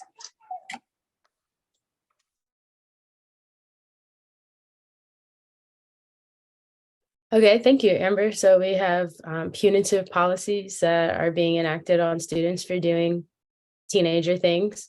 What about you, Aaliyah? Do you have any examples? I don't really have any examples from my school, but probably like I would say like elementary school. The ones that I went to and many others are like different rules. Of course, there's going to be rules, but there's different like rules like stay in line and be quiet and different things like that. So it's like different timelines and different time structures and different things that go into elementary school, I guess, like preparing them for high school, because high school is not like we don't have to stand in lines and we get to our classes on our own instead of waiting in line to go to lunch or waiting in line to go to math or reading or anything like that.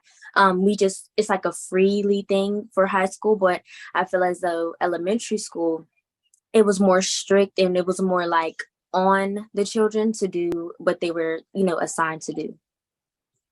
So do you feel like that prepared you for high school?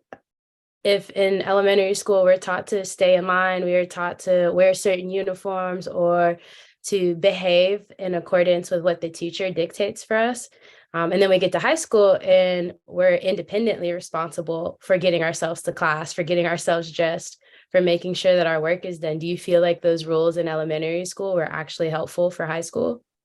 I feel like they were helpful in the like being a good person perspective, but as in preparing for high school, I don't feel like it was very helpful because for my high school, we get to wear whatever we want. And I don't mean at whatever we want, like, like very flashy exposing, but I mean as in we don't have to wear uniform. So I feel like sticking to uniform for a long time, like with elementary, middle school, whatever. And then when you get to high school, you get to wear what you want. It's like different outfits every day. And it's like, oh, well, I wasn't prepared for this.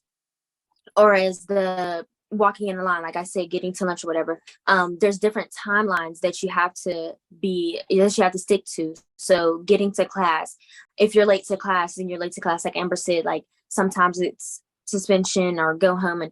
But it's just different things. Like elementary school did not teach us we have to get there by ourselves. It was always in a group or in the line or line leader this, line leader that. And now for high school, it's just very different because we're branching off to different classes and different places to be, and we're getting there on our own instead of a teacher lining us up and having us be quiet and putting the zeros up, bubbles in our mouths and things like that. So we don't have to follow that same code now being in high school.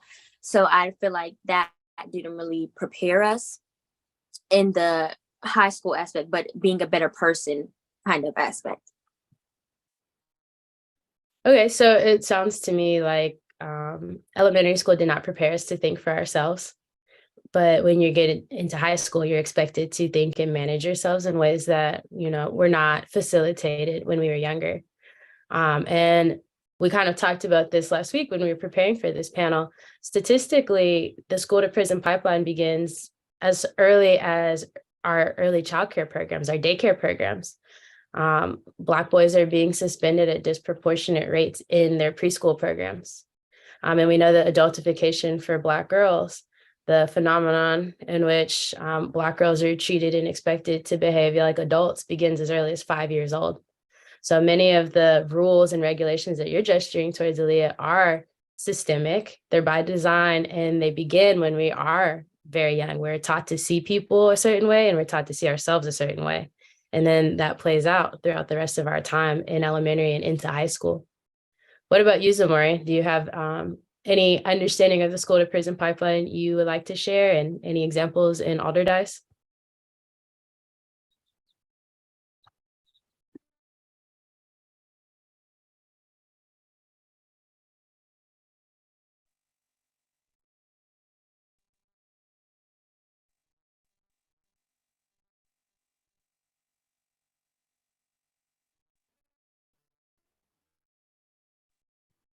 They're frozen, correct?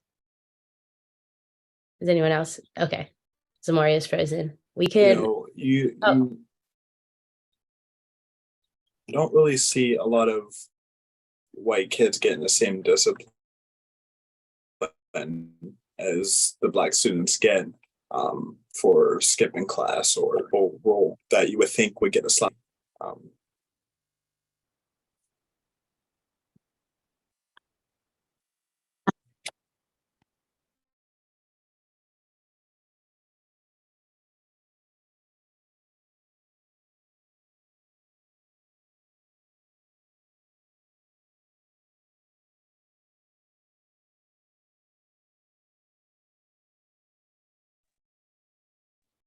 Zamori, I think I heard you say that you don't see white children being disciplined as harshly or severely as Black children at Alderdice. Is that correct? Yeah. Yes. And can you give us some examples in which that has been the case?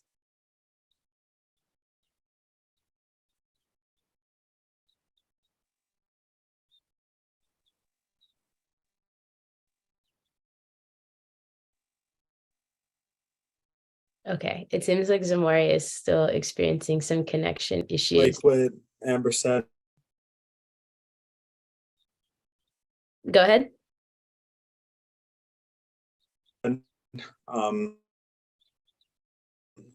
You know, if as like what Amber said, if they're committing a minor offense to the rules and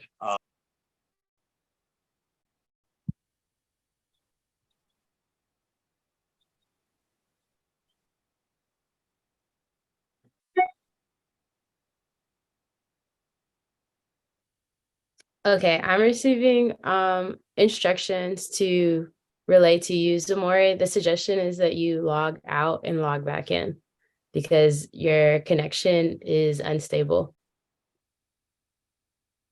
okay, I'll do that. All right, thank you. It appears that we've lost Aaliyah. Lee got kicked out the Zoom, Okay. so she's joining back. Okay. Well, Amber, I will direct my next question to you in the meantime, and we'll repeat when your comrades come back in. Okay.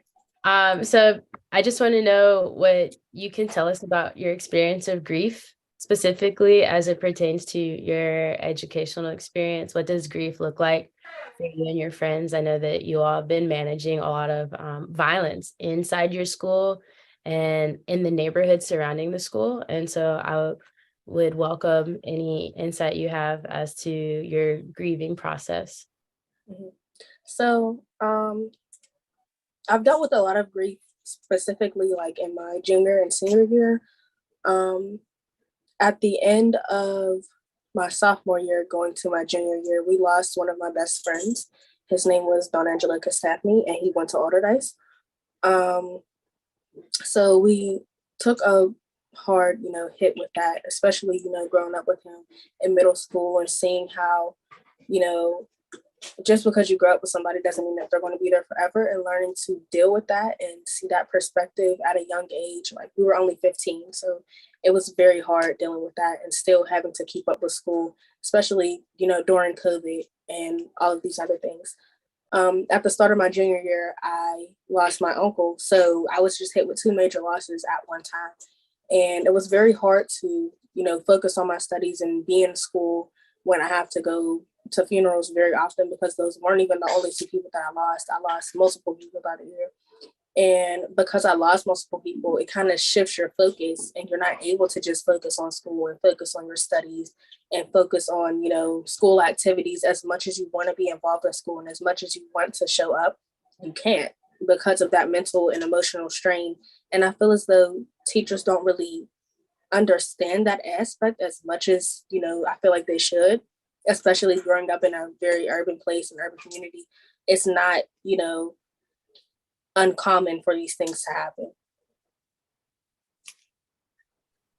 Unfortunately, we all know your comments to be true about like the frequency with which death and loss happens in our school environment, particularly in predominantly Black and Brown school environments.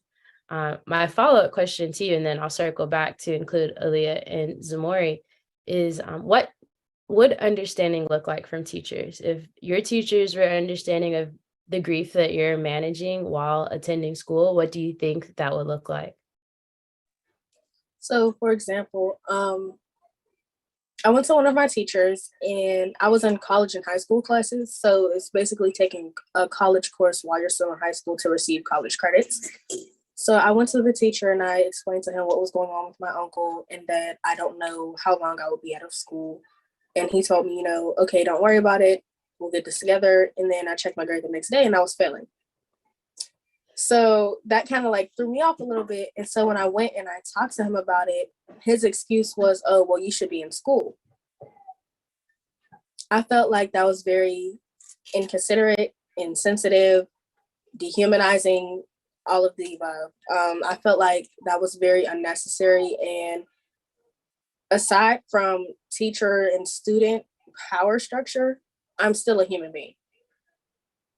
So regardless of my age, my gender, my race, any of that, I'm still a human being at the end of the day, and we all have and feel human emotions and we go through things because it is life. And I feel as though as a person, you're not just this authoritative figure that's in my life, you're also a person. So you should have that basic compassion and basic sympathy and empathy for another person. Yeah, absolutely. Thank you for sharing that example. And I'm sure you've heard this before, but I'm sorry that you had to navigate that on top of all of the other losses you just named. You made a great point as far as like we all experience loss, we all experience grief at multiple points in our lives, and we should have more compassion and empathy just from the standpoint of these are human experiences. You don't have to be a high school student to know what that feels like.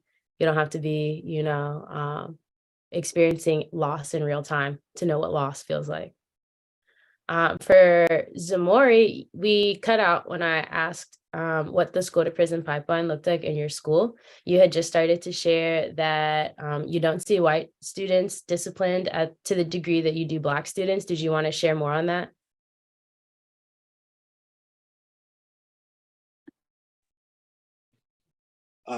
No, I believe Amber and Leah went over that. I was just saying that I agree with them. And it's kind of Okay. So for the both of y'all, while y'all were rejoining the group, I had asked Amber what she knows about grief and what grief looks like for her and her friends, her peers. And so I'm posing the same question to you all. What has been your experience of grief in your life broadly, but specifically in school settings? Has your school been supportive or a hindrance as you're navigating loss and sadness or just certain trials and transitions?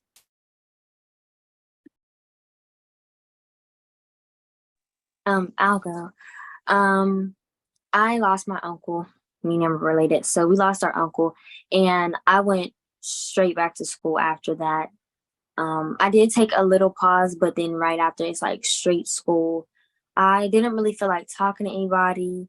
I was trying to keep up with my work. But it was just really hard for me. And even though me and my uncle weren't that close, still like losing him like was really big on me. Like having the funeral and seeing him and having the family all together, it just really like takes a hit on a person's mental health whenever they lose somebody like that they're really close to, or even somebody that they probably didn't know that well. It still like hurts. I wasn't going to West House Arts Academy at that time. I was going to Penn Hills Charter School of Entrepreneurship, and they were very supportive. My friends were very supportive, and the teachers understood because I was usually the happy-go-lucky personality and I always had a smile on my face. But this one particular day, I came in with a frown and I was just really down. Like I wasn't talking as much as I would.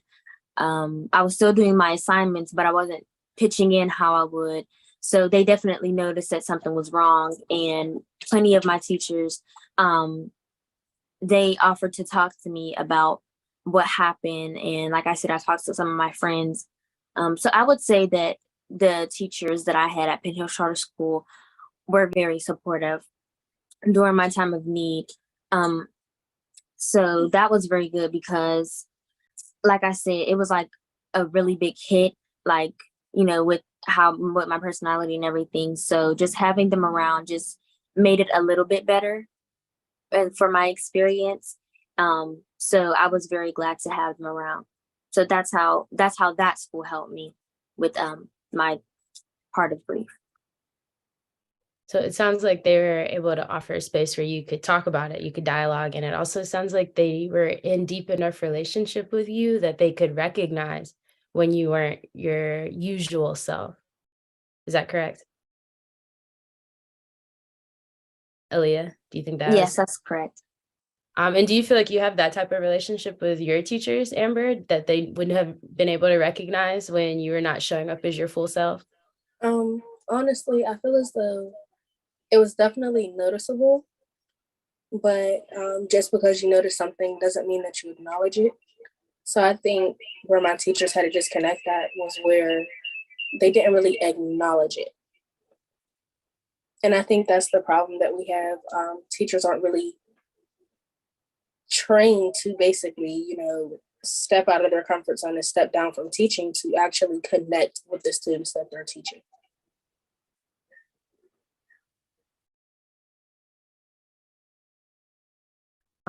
Thank you for that, Amber. What about you, Zamori? Do you have any comments you'd like to share about grief, either for yours own or your classmates? Yes, so I really haven't had anybody really close to me that had passed, but um, with the recent events that occurred with some students that we lost to gun violence, I feel like, or my school isn't responding the appropriate way. And what I mean by that is they're offering assistance with our counselors, saying, "Oh, you can talk to your counselors at any time during the day." And I don't think a lot of students take advantage to that because they're afraid of what happens next, or they don't feel comfortable talking about what they're going through with others. And one thing that I feel like that they can do better on is having incentives where they talk about those situations, kind of like a circle, but like also give certain tips on, things to make it easier to grieve, if that makes sense. Yeah, definitely. I think it's important to acknowledge, and you kind of gesturing towards it, Zamori, that grief doesn't just happen when we've lost people in direct relationship with us. It can happen when there's loss happening around us, when there's loss happening in the world. And sometimes loss doesn't mean death. It can mean transition. I know for me, graduating from college, me and many of my classmates, there's like this post-graduation grief where you're kind of like losing what you've known as your home and your community for so long, and you're expected to move into the next stage without any sort of support. And so there's a lot of ways that grief shows up in a daily experience, but when it shows up in these huge ways, um, it really reveals to us how unprepared, how uninformed many of our school systems, many of the structures and people within those school systems are, to show up and support us. And so I'd like to ask how you all are showing up for each other. How do you all show up for your classmates and for your friends? How do you fill these gaps that staff and faculty are creating by their inability to recognize or their decision not to acknowledge what you all are managing and navigating? So I know that at Westinghouse, I was having meetings with administration and our principal there to basically build that bridge where I felt like there was a lack of communication between student versus, administration, when, my school always preaches about community, and we're a community, we're here for each other, we build each other up. And I basically broke down to administration that we can't sit here and preach community, community, community when we're not united. There is no communication between student and faculty. There's no communication between, adults and children per se in this school. I had to also explain to them that, like, even though you say we have resources, if you don't, expose them to us in the right way, we're not going to be able to accept them correctly. And a lot of people aren't even comfortable with expressing how they're feeling through words. Some people do it through music, some people do it through other things. So I feel like once I opened up that conversation, it was easier for us to move forward as a school and as a whole community, because of the fact that you're seeing it from different perspectives. A lot of the time, I feel as though, yes, there are policies put in place, but when all you're doing is preaching policies at us instead of making sure that we understand them, you're not going to get anywhere. Absolutely. It sounds like you weren't just showing up for your peers, you're showing up for an entire school community and forging that conversation. It also reminds me of your comment last week when we were talking about how the school to prison pipeline is not just in the ways we interact with people inside of schools, it can be the literal structure of our school building. And I remember you saying that when you walk into the school, it's not welcoming. It does feel like a prison in and of itself. Do you feel like that conversation brought any sort of awareness about the environment to your principal and to your staff? So yeah, I've had many conversations about this. Actually, we've always talked about, like, our school doesn't look like a school, like not only on the outside, but on the inside as well. It doesn't feel like a school. As soon as you step foot in the door, you're walking through a metal detector. They're checking your pockets if you beep too many times, going through the metal detector. So it's like, I don't want to call it harassment, but it's like a very hostile environment when you first walk in. And then as you're walking through the halls, people don't really say good morning or ask you how your day is or ask you about anything, really. It's just more so get to class, do your work, turn in your assignment, and go home. So even, like, regardless of, the structural behaviors that we're taught and the way we're supposed to talk to adults and the way that we're supposed to respect them, I commonly say, respect is a two-way street. Regardless of if you're a child, you're an adult, you're a senior citizen, whatever the case may be, if you're not giving respect to someone else, how can you demand respect in return? Yeah, thank you. It sounds like you're doing the work that I was just gesturing towards, which is you're demonstrating respect for your peers, right? You're teaching teachers, really, unfortunately. You're teaching the staff how to respect you all because you all are having to show up for each other in ways that the staff either refuses to or doesn't know how to. And would you say that you've all had similar experiences, Aaliyah or Zamori, in which you've had to step in and support your peers as they're grieving or as they're navigating school-related violence?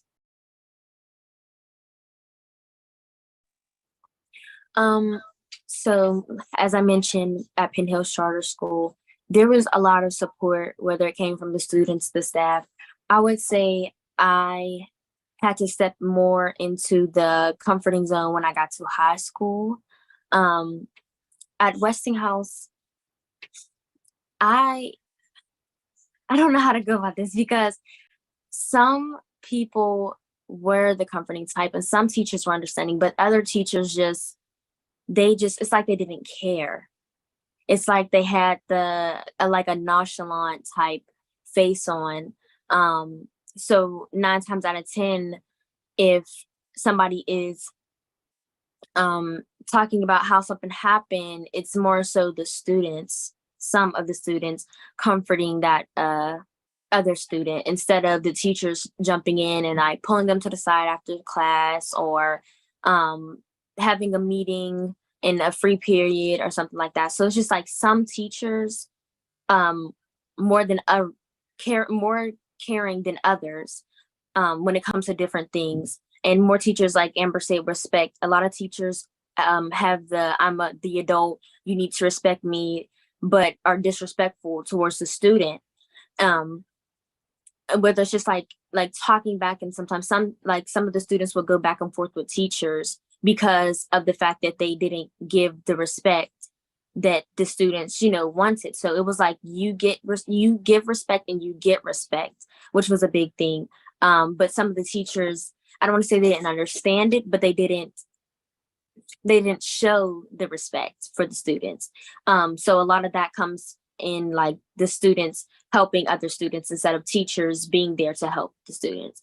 So a lot of students would be with friends, like if they're crying or something, it would be like with friends. And it's like it has to get to a certain point for the teachers and for the staff to step in and actually like take them to a conference room or take them to the office or to call home or something. So I just feel like they wait until it gets to a certain point where it's like out of bounds for them to actually step in and show respect to the problem or actually try to help the situation. When it was at a neutral level, they weren't really giving out a helping hand, but they waited until like, hey, it's getting a little crazy to actually step in and put that respect there and, be nice and just do different things that they need to do when it comes to different students. Like Amber said, some people don't know how to express themselves. A lot of people at my school, they don't know how to express themselves.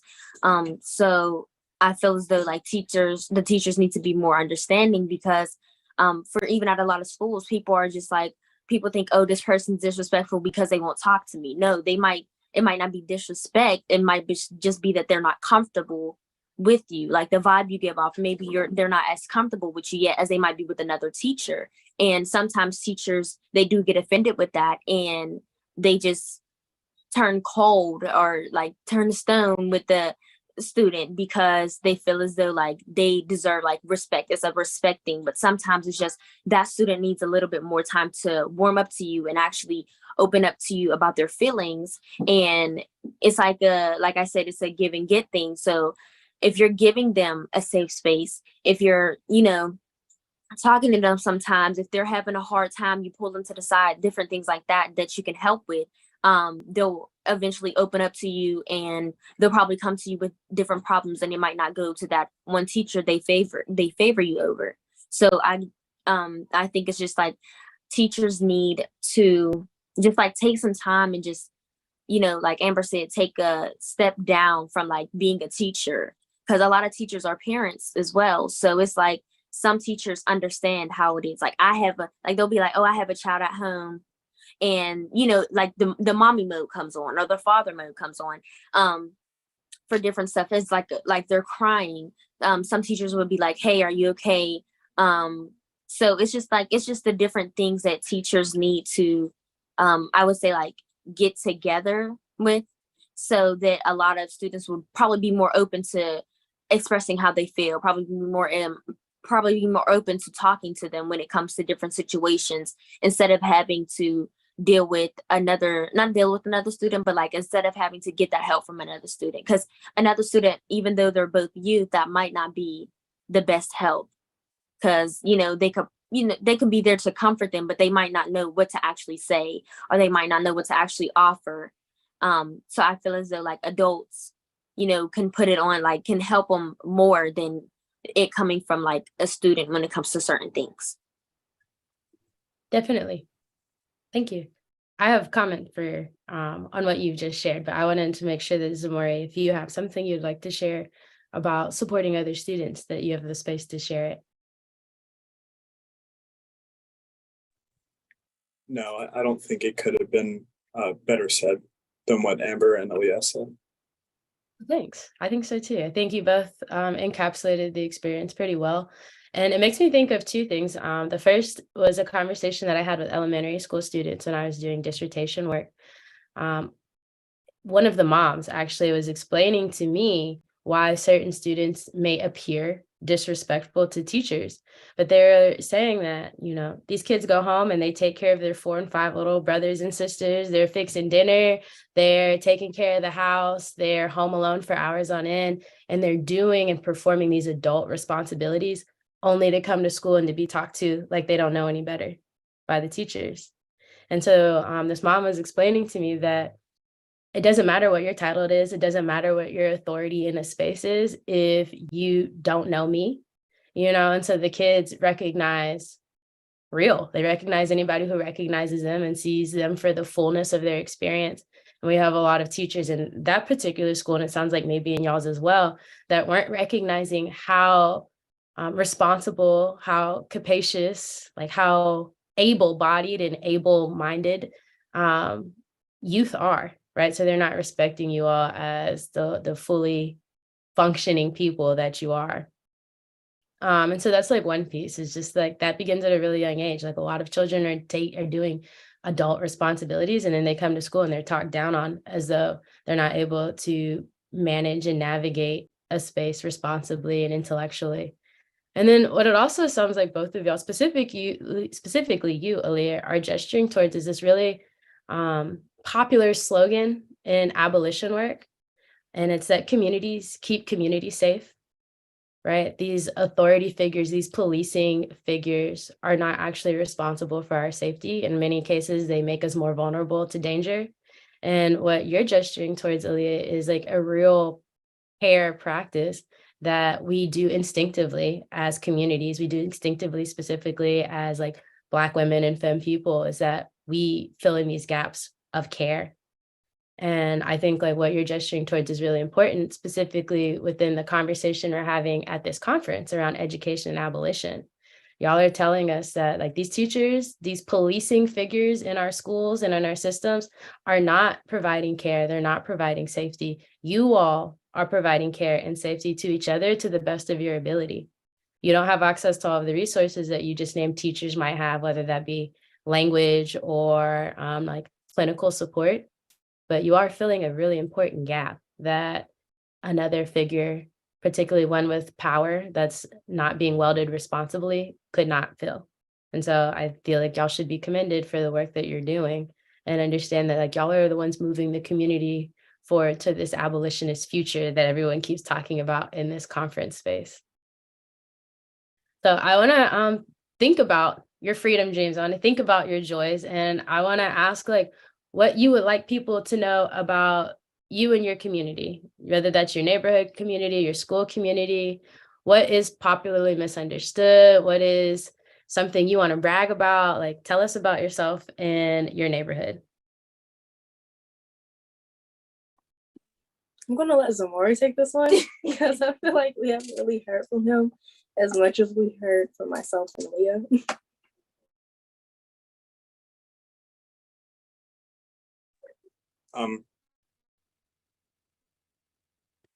I can say from the Autodice community, we have a lot to offer as far as clubs and certain programs. So I think that's like an amazing thing that a lot of students have.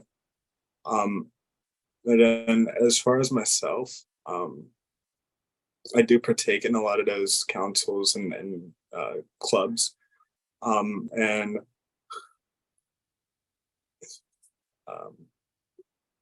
I don't know.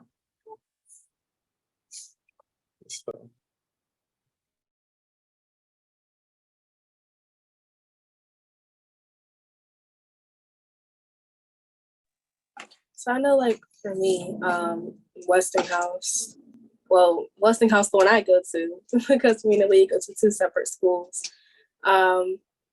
Westinghouse is often misunderstood as a school for, what term do I want to use?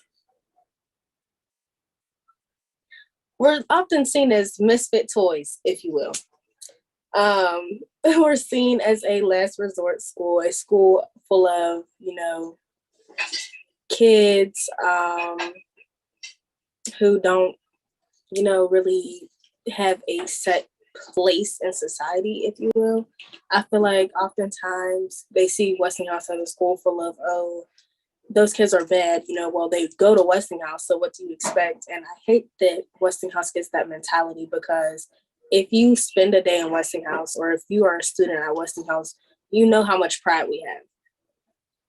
to be an alumni from Westinghouse is a very, powerful thing, because the alumni speak so highly of Westinghouse, because even though we do have our flaws and we do have, that bad reputation, we're a big family. Regardless of, how you feel about somebody else at Westinghouse, we all know once we leave the school, we're all one. It's this type of feeling where, Westinghouse students can say whatever they want to say about Westinghouse, but if you're not from Westinghouse, you shouldn't be speaking on it. Like, it's one of those things because of our pride.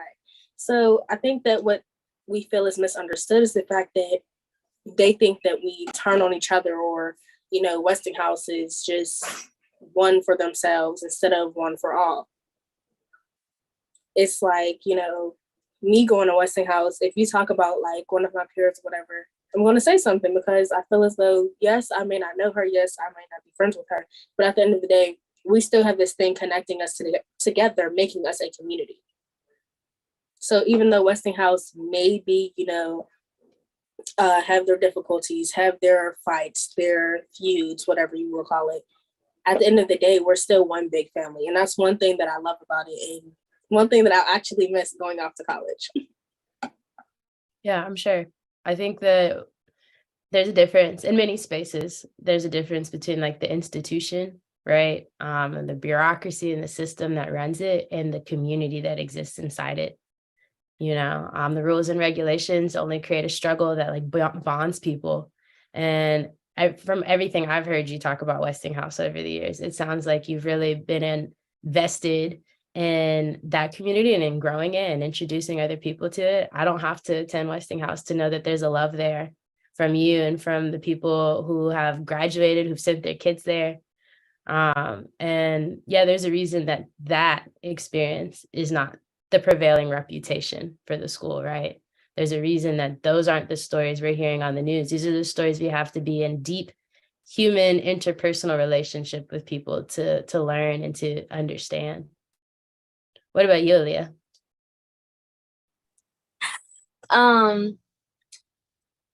Well, my Westinghouse community, I wouldn't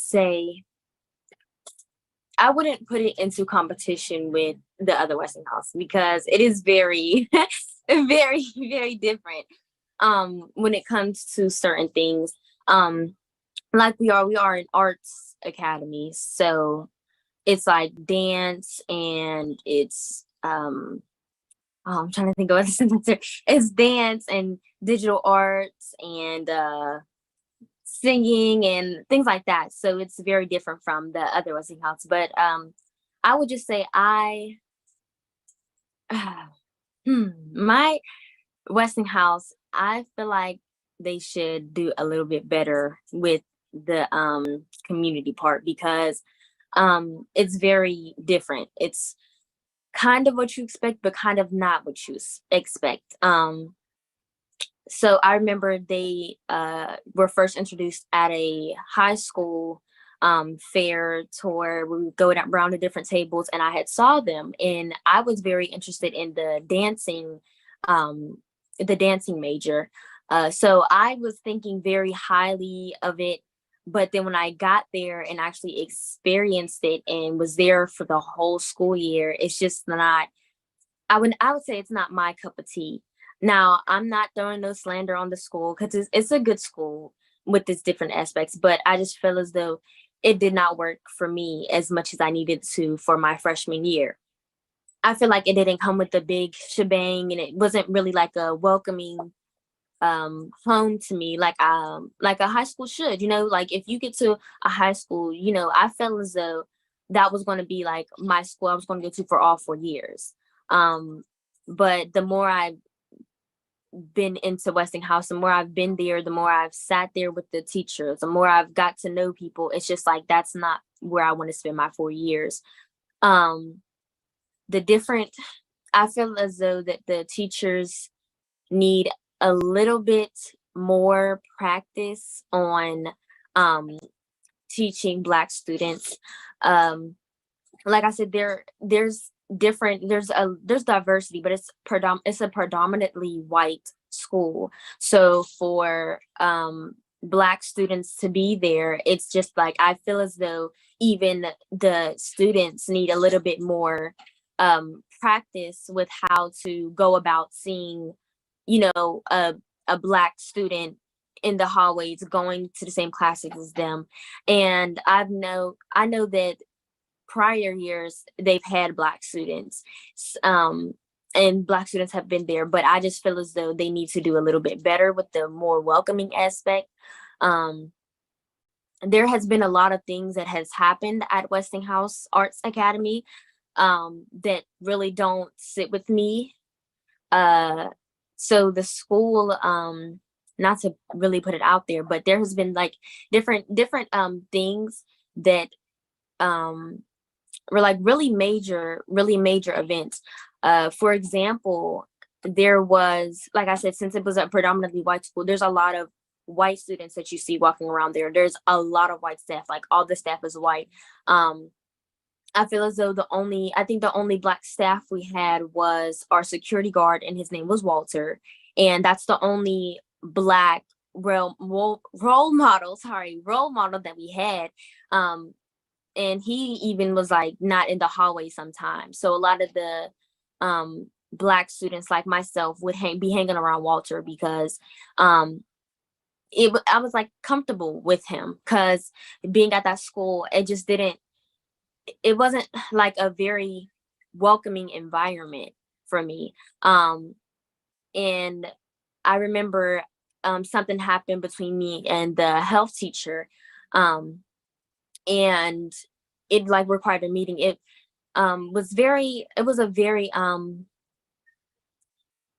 put me off, like it just threw me off, because what happened was we were sitting in class, and the shooting that had happened at Westinghouse had just happened, and we were coming back to school, and we didn't have anything planned for that day.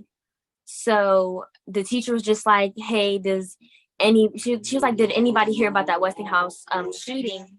Sorry. She was like, did anybody hear about that Westinghouse shooting? And if so, did your families reach out? Now, my family knows the difference between my Westinghouse and Amber's Westinghouse. So of course, nobody was reaching out to see if I was okay, but people were reaching out for Amber. Sorry, which is understandable. So people were reaching out for Amber. But then she asked if anybody lived in the area, and if I raised my hand. And from then on, she just zeroed in on me because, like I said, I live in the area. So she started like, oh, do you know who was involved? Do you know what happened? Different things like that. And I'm just like, no, I just live in the area. Like, I don't really know why that happened. So she's just going in on me a little bit, just like, because like she thought that, oh, like I'm involved, but I wasn't. So then we move on to street names. I don't know how, but we move on to street names from the Westinghouse, and she's like, oh, well, does anybody know what street names are? And I said they're like nicknames, because a street name might not always mean that you're like in a gang or you're running the streets or whatever. So I said it was a nickname, and she said that I was wrong. And she was like, it's gang related this, gang related that. And I'm like, that's not really that's not really like a street name thing, like it might be part of it, but that's not its whole meaning behind it. So after that, she started to talk about how Westinghouse had how the Westinghouse shooting was gang related, and she's like, everything with that school is gang related this, gang related that. And I'm just sitting there while like all the white students are like looking around, because they have no idea like what she's talking about. But for me, I'm just a little shocked, because that's not all that Westinghouse is about. The other Westinghouse, that's not all that it's about. It's not all about gangs. It's not all about, but it just has such a bad rep from different things that's what a lot of people, more than that teacher, that's what they think of that Westinghouse. So I tried to reel it in a little bit, and I told her that's not what all Westinghouse is about. So she shuts me down, and she's like, I know, because I coached there for 6 years. Now, Westinghouse has changed. 6 years, Westinghouse has changed. So it's just like she was a know-it-all when she came to the subject, and she was partially wrong.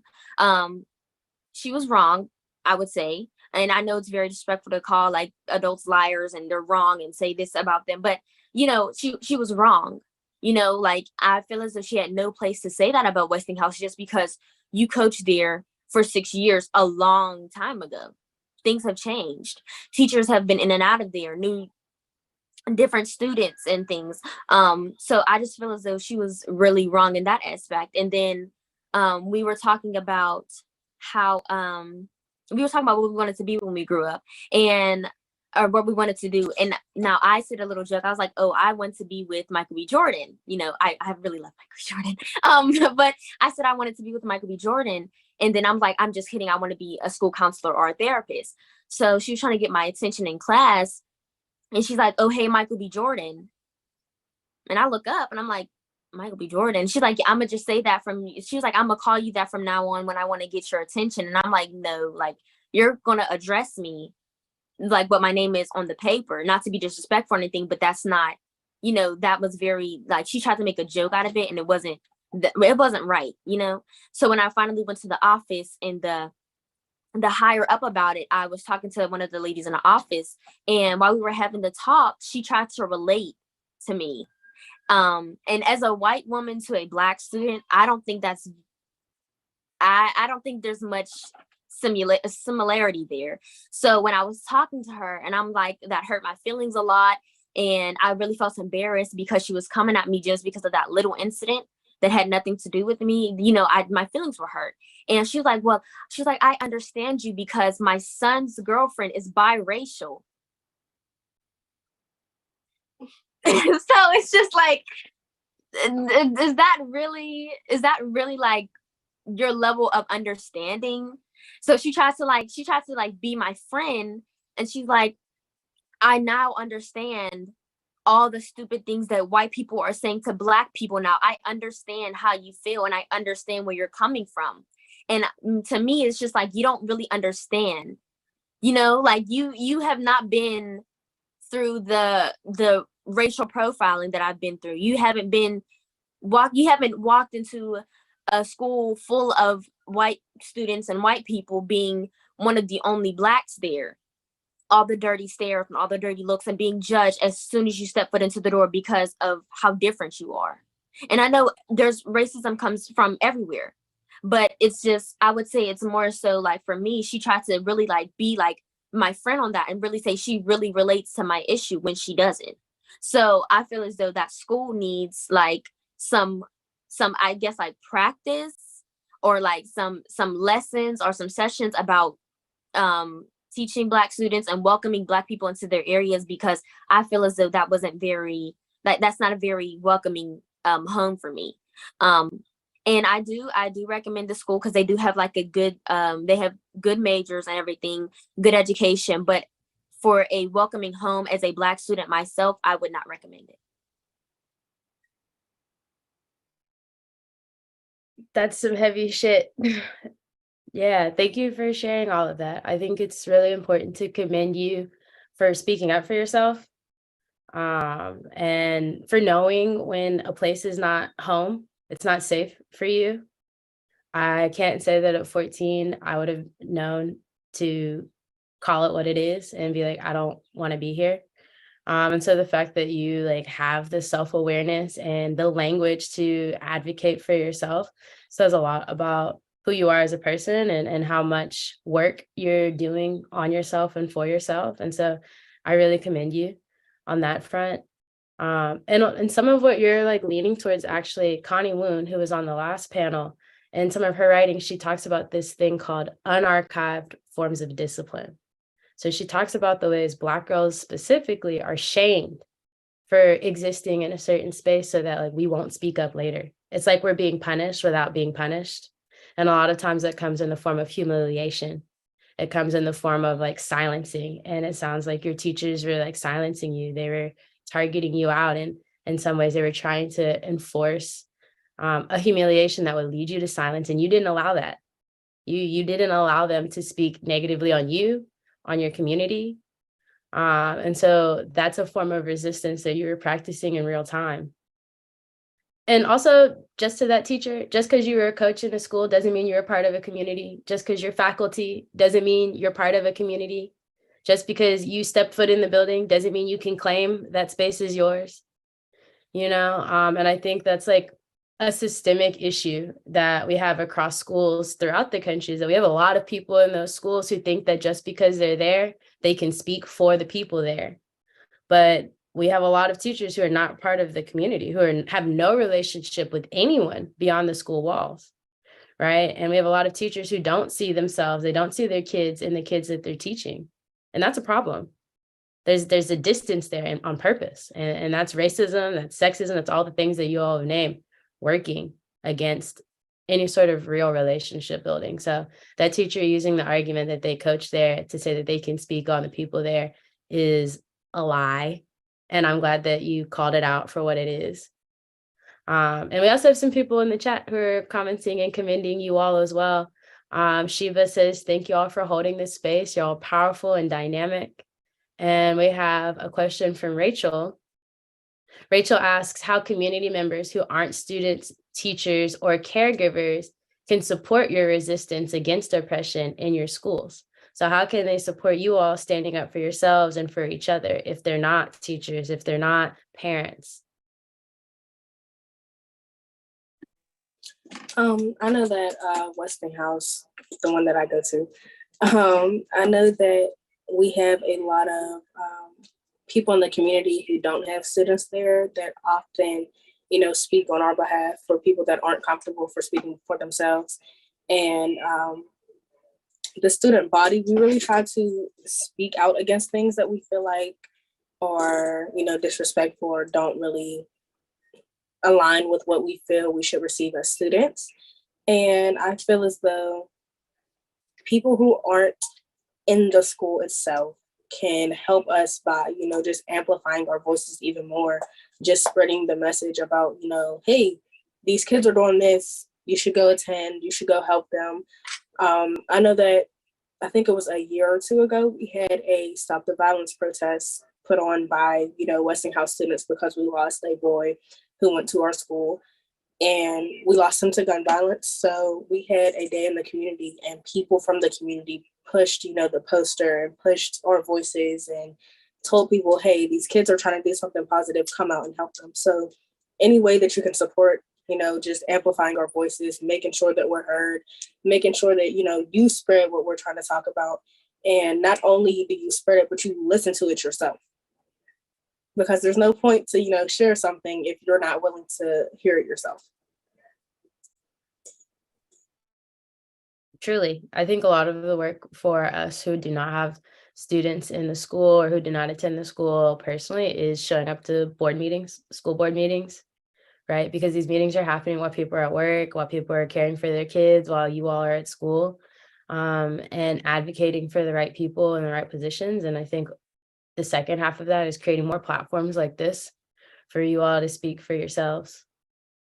And from Rachel, we also have a comment. Rachel says, as a Black girl, they also received an inappropriate nickname from a white female teacher when they were in high school. And Rachel is proud and excited for how, Aaliyah, you stood up for yourself. And so you all have much community support backing you in your self-advocacy. It's not easy. And it doesn't get easier, but you all are only going to grow more powerful, more bold, more vocal, and we're all excited to follow and support. We also have a question from Christine, and this is for everybody, maybe especially you, Zamori. What makes you feel connected and invested in your school community, and what makes you feel disconnected from your school community?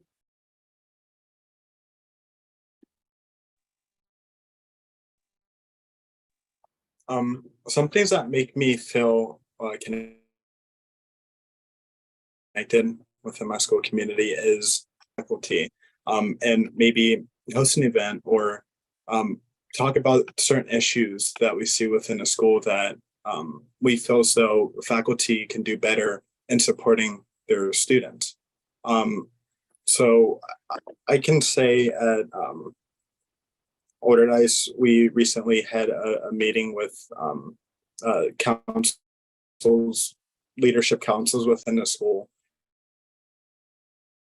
and with the admin there, and it was about cell phone policies. It really made students feel heard, if that answers your question.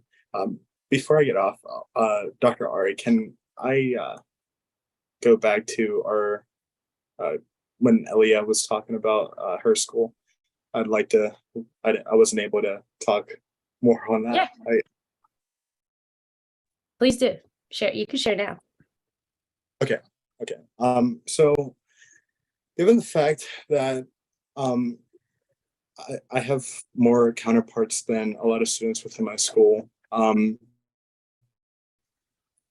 don't really see the things that a lot of other Black students experience or see. I don't want to say privilege, but a lot of teachers and faculty look at me differently than other students because of my white counterparts. And not only that, but there was a time where there was a teacher who basically, in my opinion, showed that he didn't want me on a council. It was a superintendent student advisor council, and I asked his student teacher to nominate me. And he nominated a white student, and I was in his class, and he kept asking him, "Hey, did you get that nomination? Did you fill out the form to do it?" And it was like every time he would ask that question or answer, he'd look at me and like you're not going to get it type way. He's going to take your spot, if that makes sense. So I just wanted to throw that in there because I know I didn't get to answer that, but yeah. I'm sorry that I didn't give you the opportunity to speak on that, and I'm sorry that that teacher is treating you that way. Were you able to respond at all? Were you able to hold space on that council? Yes, I was able to hold the space on my council. Okay, turn up. So, Amber, Aaliyah, continuing on that thread about what makes you feel connected to your community or disconnected, it sounds like Zamore has had a mixed bag. It sounds like that experience would have made you feel disconnected, but you're still able to show up as yourself on these councils, and that makes you feel connected. What about you, Amber or Aaliyah? Are there ways in which you feel connected or disconnected more strongly? I was actually on student council with Zamori, so I'm glad that you got the spot. Honestly, the thing that makes me feel, I spoke on like what makes me feel connected, speaking for people who don't know how to use their voice or don't want to use their voice themselves. But one thing that actually really made me feel disconnected is the fact that, the lack of communication and empathy from teachers and higher ups, if you will. Speaking again on the teacher from before, I remember this was right after I had lost my uncle. This is like a couple months after at this point. I was having trouble keeping up in class because at the time I did have 2 jobs and I was helping my mom out a lot because my mom is a single mother with 5 children. So me being the oldest, I definitely have a lot of responsibility on my hands, not only school, but, juggling school, 2 jobs, helping my siblings, helping my mom, things like that. I went to him and I told him like, hey, I know I've been struggling. Here's why. Like, I have 2 jobs, don't really get off work until like 10 at night, don't get home till like 12. And I'm explaining my situation to him. And the whole time he's sitting there, he's like, well, at least you have the note cards. And that was his response to like the struggle that I've been dealing with. Then he even told one of my friends, he was like, hey, where do you work at? And I was like, well, I work at, Five Below at the moment. And I also have another job. But he was like, well, while you're bringing people out at the, register at Five Below, one of your friends can come up to your job and go through the note cards with you so you have time to study. That threw me off, one. And 2, it was just very disrespectful because not only can you not even acknowledge the fact that I'm still somehow showing up to school, sitting through your classes, going through your 10 plus assignments of homework every night. You can't even sit here and give me 1 ounce of credit as to, yes, you have a lot on your plate. and I understand where you're coming from. No type of leeway, like none of that. So that really made me feel disconnected from not only, you know, that teacher, but that class at the same time, because yes, I get it. It's a college and high school course. And, you know, college isn't going to wait for anybody. I understand that. But at the same time, it's like you can't at least even acknowledge the fact that, you know, I'm putting my best foot forward and still trying to navigate my way through this while being, I was 16 at the time. So it was just a lot. I hope you didn't internalize it. It doesn't sound like it because it sounds like you knew that you're doing everything that you possibly could to show up for yourself and for other people. It also feels important for me to acknowledge that college isn't always like that. I think it's sold to us as though there's no breaks, there's no pauses, there's no empathy, but it's just like any other, or it could be just like any other experience where, like, if you are fully communicative with your professors, if you make real relationships with people, people will look out for you.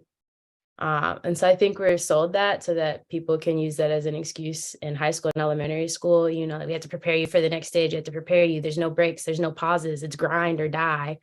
And my experience was not like that at all. I had many instances where I went to the professor and was like, I'm not going to make it to tomorrow. If this is due tomorrow, you know, and they were like, cool, turn it in next week. You know, but you have to have that sort of relationship. And it sounds like a lot of your teachers are not invested in relationship building. And I hope that you don't internalize that as a reflection of a culture you're stepping into when you have a lot more power over the culture you can shape interpersonally, right? There are cultures that exist between us and the people that we build relationships with. And that's a culture you have a lot of agency in. So that's like one of the reasons why I kind of like picked the college I did, because anytime I went down there for a visit, they were very welcoming. You know, they made sure I talked one-on-one with people, and it didn't feel like anything was forced. It didn't feel like, you know, they're just going to keep going along with the curriculum if somebody doesn't understand it. You know, it was just very welcoming. So even though like he kind of had that idea in my head for a moment, when I went down to, you know, visit the college that I'm going to, it was very welcoming and the complete opposite of what he said.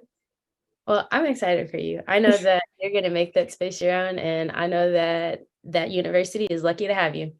So I'm excited to see everything that you accomplish for yourself and for your Weston House, hometown, and your neighborhood. I know it's going to be great. What about you, Aaliyah? What makes you feel more connected or disconnected from your community, your school community? I would say for the connected aspect, I would say like us like laughing together and like actually I wouldn't say like spending time together because like we're always together, of course, but maybe like we had a couple advisory period competitions, so it's like the best advisory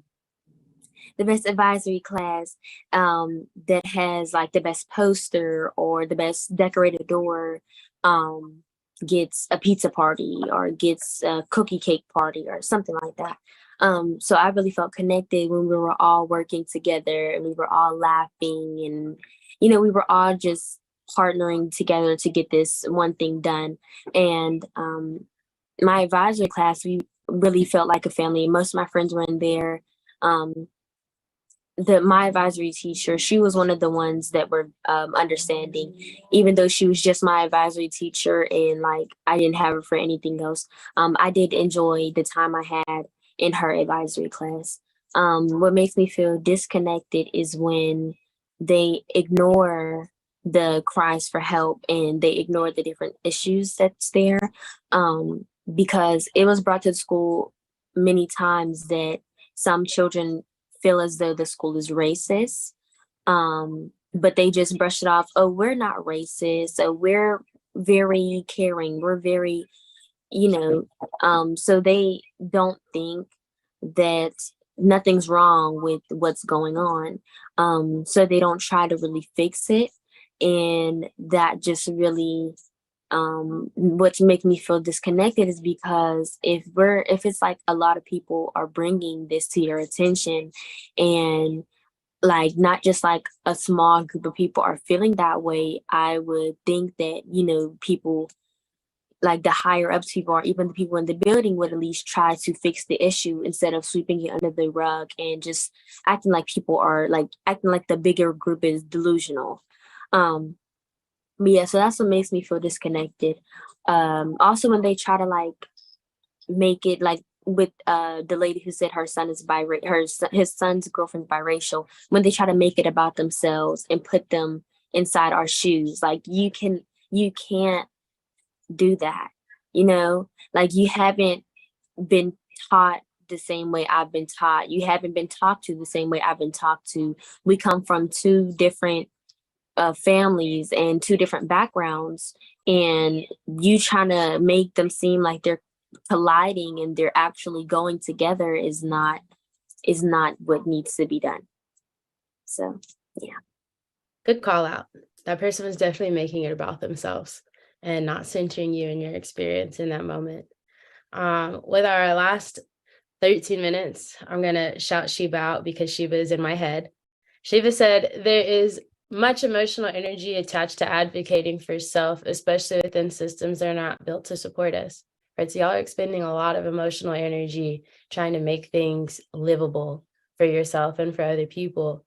Sheba and I both would like to know what you do to practice self-care and what you do to create joy, whether that's for yourself or for the people you love. Like, how are y'all generating happiness, that laughter you were talking about, Aaliyah? Yeah, what brings you all joy?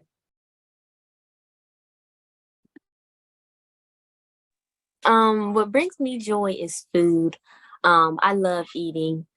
Like I really love eating, whether it's just like a snack or breakfast or dinner. Like I really like eating and sleeping are what really bring me joy, especially since like I'm dealing with a lot. So it's like sometimes like even if it is like a 30-minute nap, that's just like my recharge, you know. So me being able to have those naps and have those snacks on deck like really really bring me joy throughout my days, especially with this summer. I'll be doing hair a lot and possibly looking for like another job outside of hair. So even with that, like if I do start working at a whole nother job, then those hours and everything, coming home, you know, taking my shower or my bath and eating some food, eating a little snack, and like finally getting to sleep after being on my feet and doing a lot of stuff would like really be rewarding to me in my opinion. So it sounds like Aaliyah is accepting snack and goodie baskets. So if y'all are looking for ways to bring Aaliyah joy, there you go. What about you, Zamori? What brings you joy? Just bringing or having a whole a group of positive people. So a lot of positivity, music, stuff like that brings me joy. What kind of music? Oh, so I'm like an old soul, so any type of music. I didn't catch that. Any type of what music? I'm sorry, any type of R&B, like 90s, 80s. Okay. Some a little soulful. I feel it. What about you, Amber? What brings you joy? It's funny that you talk about self-care because I did this mental health workshop a couple weeks ago. Actually, maybe like 2 months ago.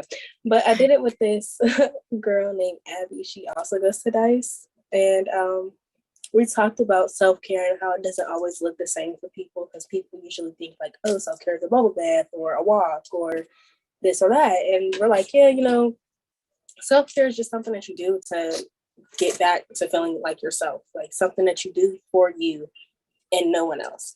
So I've been trying to practice self-care because I've been slacking a little bit, but usually like when I am feeling like the most happiest myself, like I'll make some good homemade chicken Alfredo, or and if I don't do that, I write poetry, which not a lot of people know, but I feel like that really, helps regulate my emotions, and that's how I often express my emotions by, writing poetry.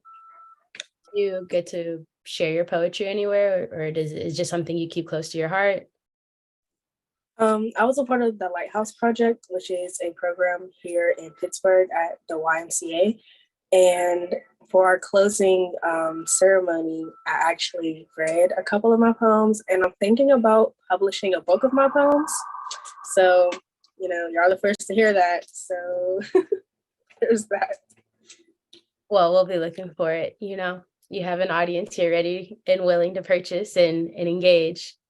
Yeah, thank you for sharing that, Amber. I feel special knowing that we're on the front lines of this news.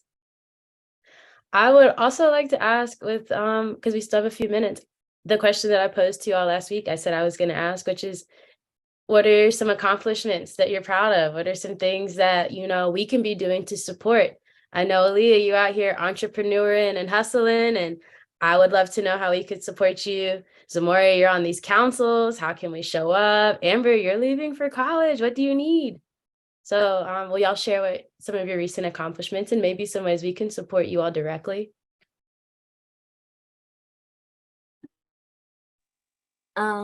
So a recent accomplishment, I'm working on my second book, and I'm not even gonna lie, like I've taken a pause with it because writing a book, like a lot goes into it.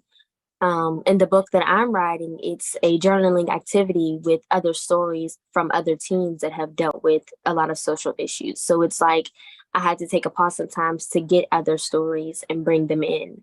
So, waiting on different things and having, like essay competitions to see who will like get into the book and everything. Some ways that people can help me is by like sharing my post and sharing things. Like I said, I do hair. I'll be welcoming clients all summer. So I do have an Instagram. It is hair by Leah T, I'm pretty sure. I also have a Facebook, Aaliyah Lily Taylor, and that's Lili, not LE. So showing love to the different posts that is. Of course, buying my first book, you can read that. Buying my second book, reading that would be a really good help. And yeah, I think that's pretty much it. I love words of affirmation. So if you just want to, message me, be like, hey, you're doing well, I'm not stopping you, like I will very appreciate it. So it's different things like that that will help me. Thank you. What about you, Zamori? So I'm actually starting my own subcommittee for the student voice. It's called school safety. And so in that council, we want to target things like, I don't know, violence coming into schools and how to handle those situations. Not only that, but certain ways or certain solutions to impact students so that way they feel safe as well, if that makes sense.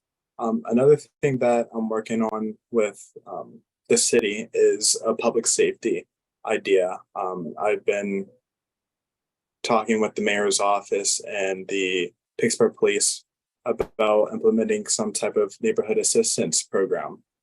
So that way the community feels involved with, public safety as the mayor keeps calling on the community to find ways to help. So I feel like this idea would allow community members to assist with public safety and gun violence. Thank you. That sounds like really intense, but imaginative work that you're doing. Very necessary. And Amber, what you got? Okay, so recent accomplishments. I just graduated high school. Like I said, I graduated with honors. So, there's that. It was hard, but I did it. What else? Going off to college, you said what I need, If you want to go to my Instagram, it's _.akaisha._. And my registry is in my bio. So anything on that list you want to just help out with, you could just click it, go ahead, goes right to my house, anything like that.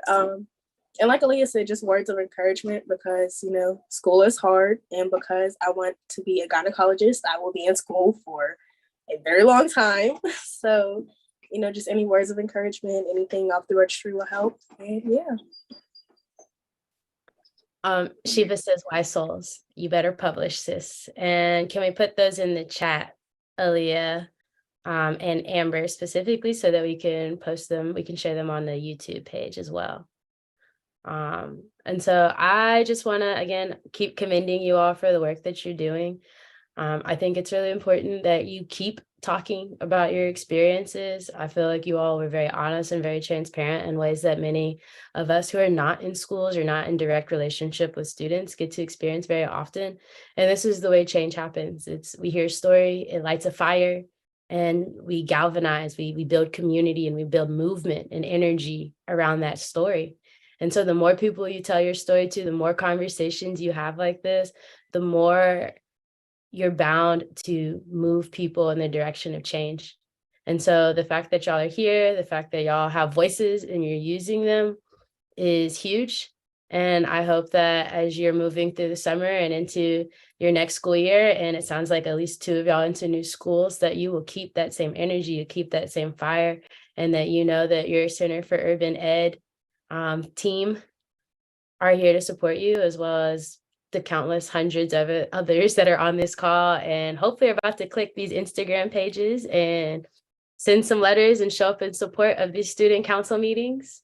So we all have our marching orders. The questions have been asked and they've been answered. How do we show up for these students? It's by listening, by creating platforms, and it's by addressing direct needs. And so again, thank you, Zamore Reeves, Aaliyah Taylor, and Amber Taylor for your time. Can I add one last thing, Dr. Ari? Oh, please go for it. Close us out. Right. So I'm from Pittsburgh. As you know, I've only lived in Pittsburgh for the past 18 years of my life. So Coppin State is in Baltimore, Maryland. So if anybody is from Maryland, or if anybody knows anything about Maryland, please tell me tips and tricks about the city, anything like that. Just any heads up, any advice. I'm open to everything. And again, we're going to put Aaliyah and Amber's Instagrams on the page. And so you all can send those tips and send those resources directly. And so, yeah, thanks, y'all. I hope you enjoy the rest of your day, the rest of your conference, the rest of your summer.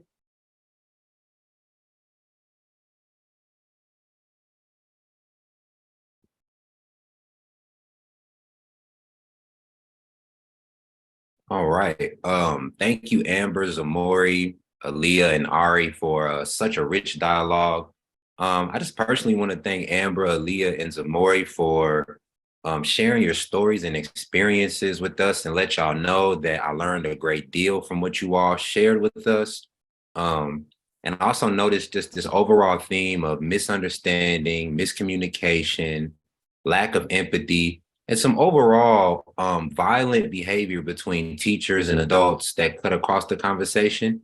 And so I hope that everyone on the call listened and continues to understand the importance of listening to young folk when they say what it is that they need, and focus on being in community with them as people and as individuals, not just as children or students or other terms that attempt to assert power over them. And yeah, y'all be sure to click on those Instagram links and donate and show up in support. I think that's great. And so what a perfect way to conclude the first day of CUESEF. And throughout the day, we have heard an array of conversations and perspectives that I hope pushed our thinking and stretched our understandings of schools, education, systems of violence through our overarching themes: memory, freedom, and futures. We've heard from mother activists, critical scholars, organizers, and students. Again, be sure to keep your notes and bring them to Thursday's session, where we will engage in dialogue about practice and political education with Dr. Files. And as a reminder, CUESEF is virtual today, tomorrow, and Thursday. But on Friday, we will convene in person at the Q Auditorium for our session on the August Wilson Archive, Research, Teaching, and Creativity. I encourage everyone to join both virtual and in-person sessions. And this concludes the first day of CUESEF. We will pick back up tomorrow at 10 a.m. with breakout sessions that have Zoom links located on the CUESEF agenda. Have a great evening, everyone.